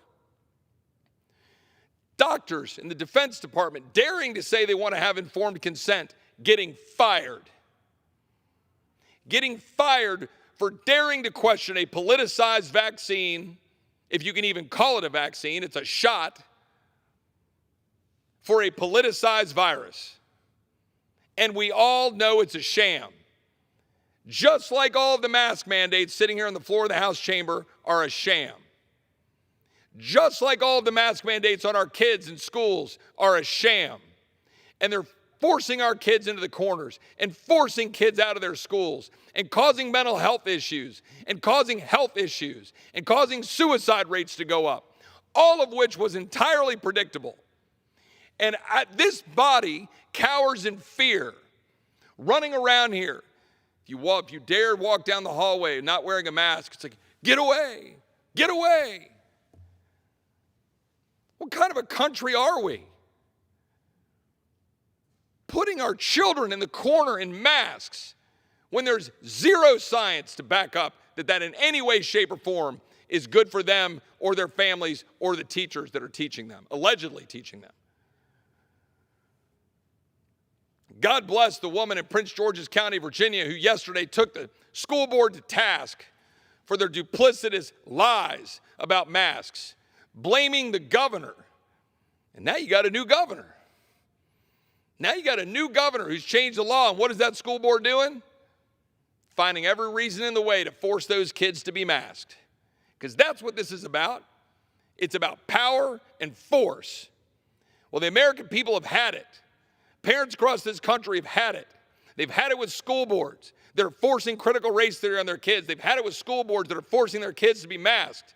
They've had it with the inability to get health care and the inability to get treatments, when we know full well there are treatments that will help people, and we refuse to allow them to exist. We have the FDA shutting down monoclonal antibody treatments in Texas and in other parts around the country when there's no basis to do so.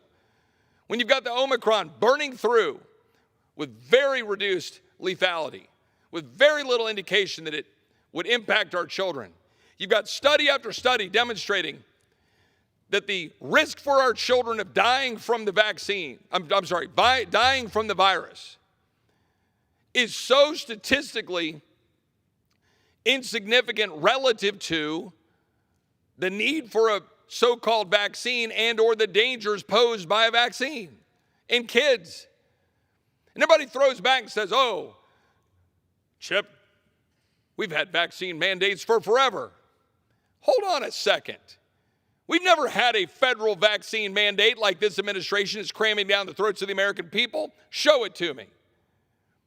We haven't had a vaccine that was adopted across the country, even by local governments and school boards, that didn't have exceptions or didn't have a significant amount of time of science and evidence and studies behind it. That's the truth. My dad had polio. He got polio in 1949, before the Salk vaccine, 5-6 years later.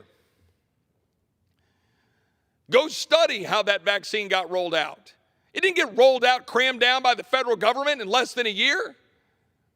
People figured out to adopt it, take time, roll it out. And by the way, we've rolled out this vaccine exponentially faster than the polio vaccine. And all those people coming out, oh, Chip Roy would cause polio to come back. These are all lies. They're all said to create and intimidate and cause fear. I'm not going to play I'm going to tell you absolutely, I love the vaccine, go get vaccinated. I just don't want mandates game, because that's what all my side wants to do, because they don't want to take this issue head on. This is about power, and this is about limiting freedom.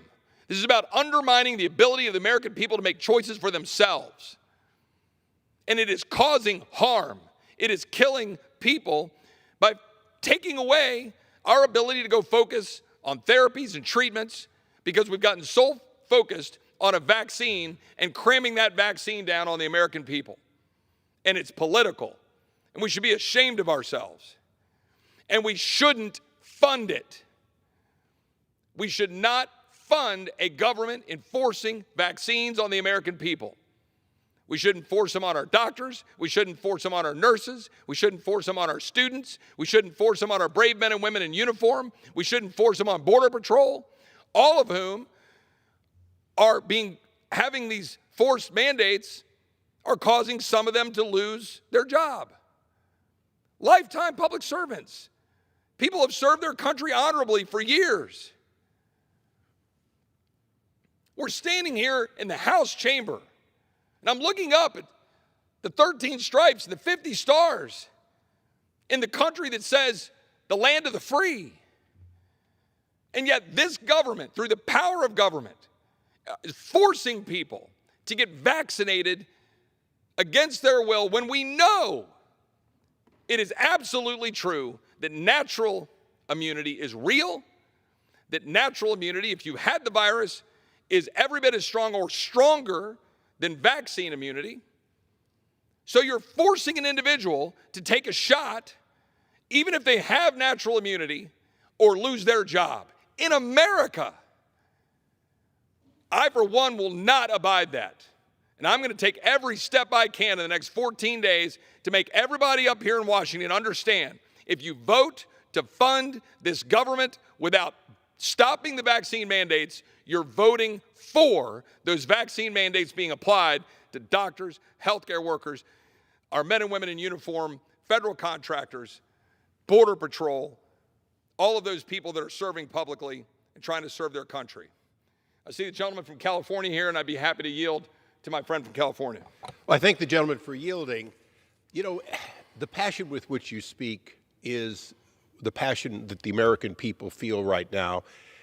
One of the things that you said in the mandate that particularly I've seen for the men and women in uniform, for my chief warrant officer who after 23 years is being forced out, for my Lutheran minister who has 16 years and they will not accept his religious exemption.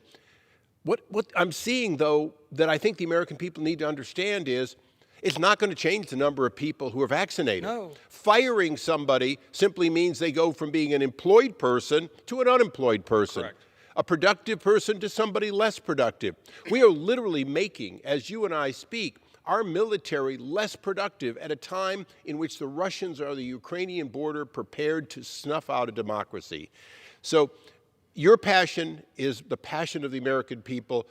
You must continue for the next 14 days. We cannot fund this kind of a power play, particularly when, as you said so eloquently, it doesn't reduce the spread of the virus. It is dubious as to whether it actually reduces the impact when you get it. And lastly, if you don't get it, what they do is they choose to fire you. Right. Fire our first responders, fire our military people, and it's not going to change anything, because if somebody believes that it is either unhealthy for them or for religious reasons doesn't want to, firing them isn't going to change it. What it's going to change is it's demoralizing our military, it's demoralizing our police, and it's creating a situation in my own district in which our hospitals are saying that they cannot treat their patients, but the reason they can't treat them is people are sitting at home, and they're sitting at home even if they're vaccinated because it isn't working. So keep it up. I just wanted to come to the floor and say nobody could be more proud of what you're doing and more in belief that these are dubious on their working.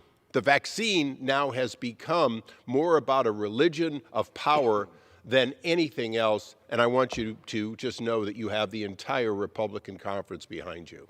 I thank the gentleman from California. That means a lot coming from him and his great service here in this body, as well as his experience in the private sector, working in the healthcare industry, a great expertise that I don't have.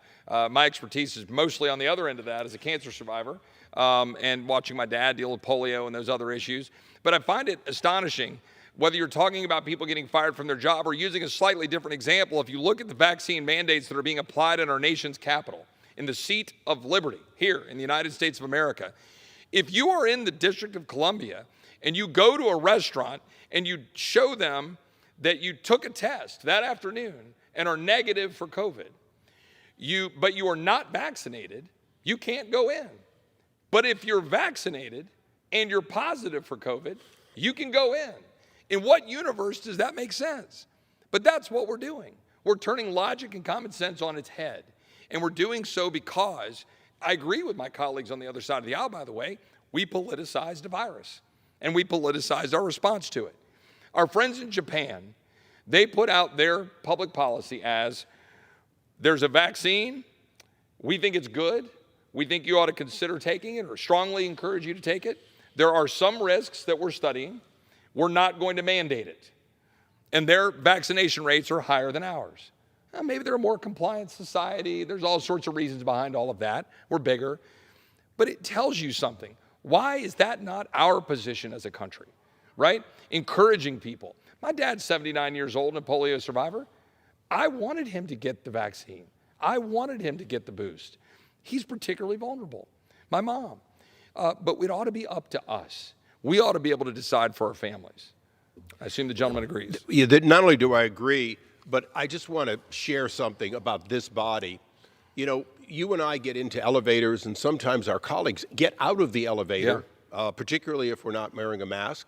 One of those people, one of my dear friends, Sarah Jacobs, has had 2 shots, the booster. She always wears 2 masks, and she's extremely careful, and she's at home with a positive on this virus. So one of the things that we just have to ask ourselves is, are we mandating to the United States military, where there's a 99% vaccination rate, are we throwing out 1% because it's going to make a difference, or are we throwing out 1% based on some theory that an order is an order from the commander-in-chief, even if it no longer makes any medical sense whatsoever? So keep it up, fight for our men and women in uniform, and you'll have us at your side. I thank the gentleman. I thank the gentleman from California, and I'm just about going to wind down here and just say that this is our time to lead. It does not matter who is the majority of this body. This is the people's house. And this is the people's house regardless of whether the Democrats are in charge or the Republicans are in charge. And we have a question before the body. And the Senate will have a question before that body. Will you continue to fund the enforcement of mandates of vaccines in a way that is causing the best among us, of our public servants in our military, in our hospitals, to lose their jobs with no basis in science for continuing to do so? If this is the land of the free, then let us stand up. Let's stand up for freedom. And let us reject these mandates. I yield back. The gentleman yields back. Pursuant to Section 11B of House Resolution 188, the House stands adjourned until noon on Monday next for morning hour debate and 2 p.m. for legislative business.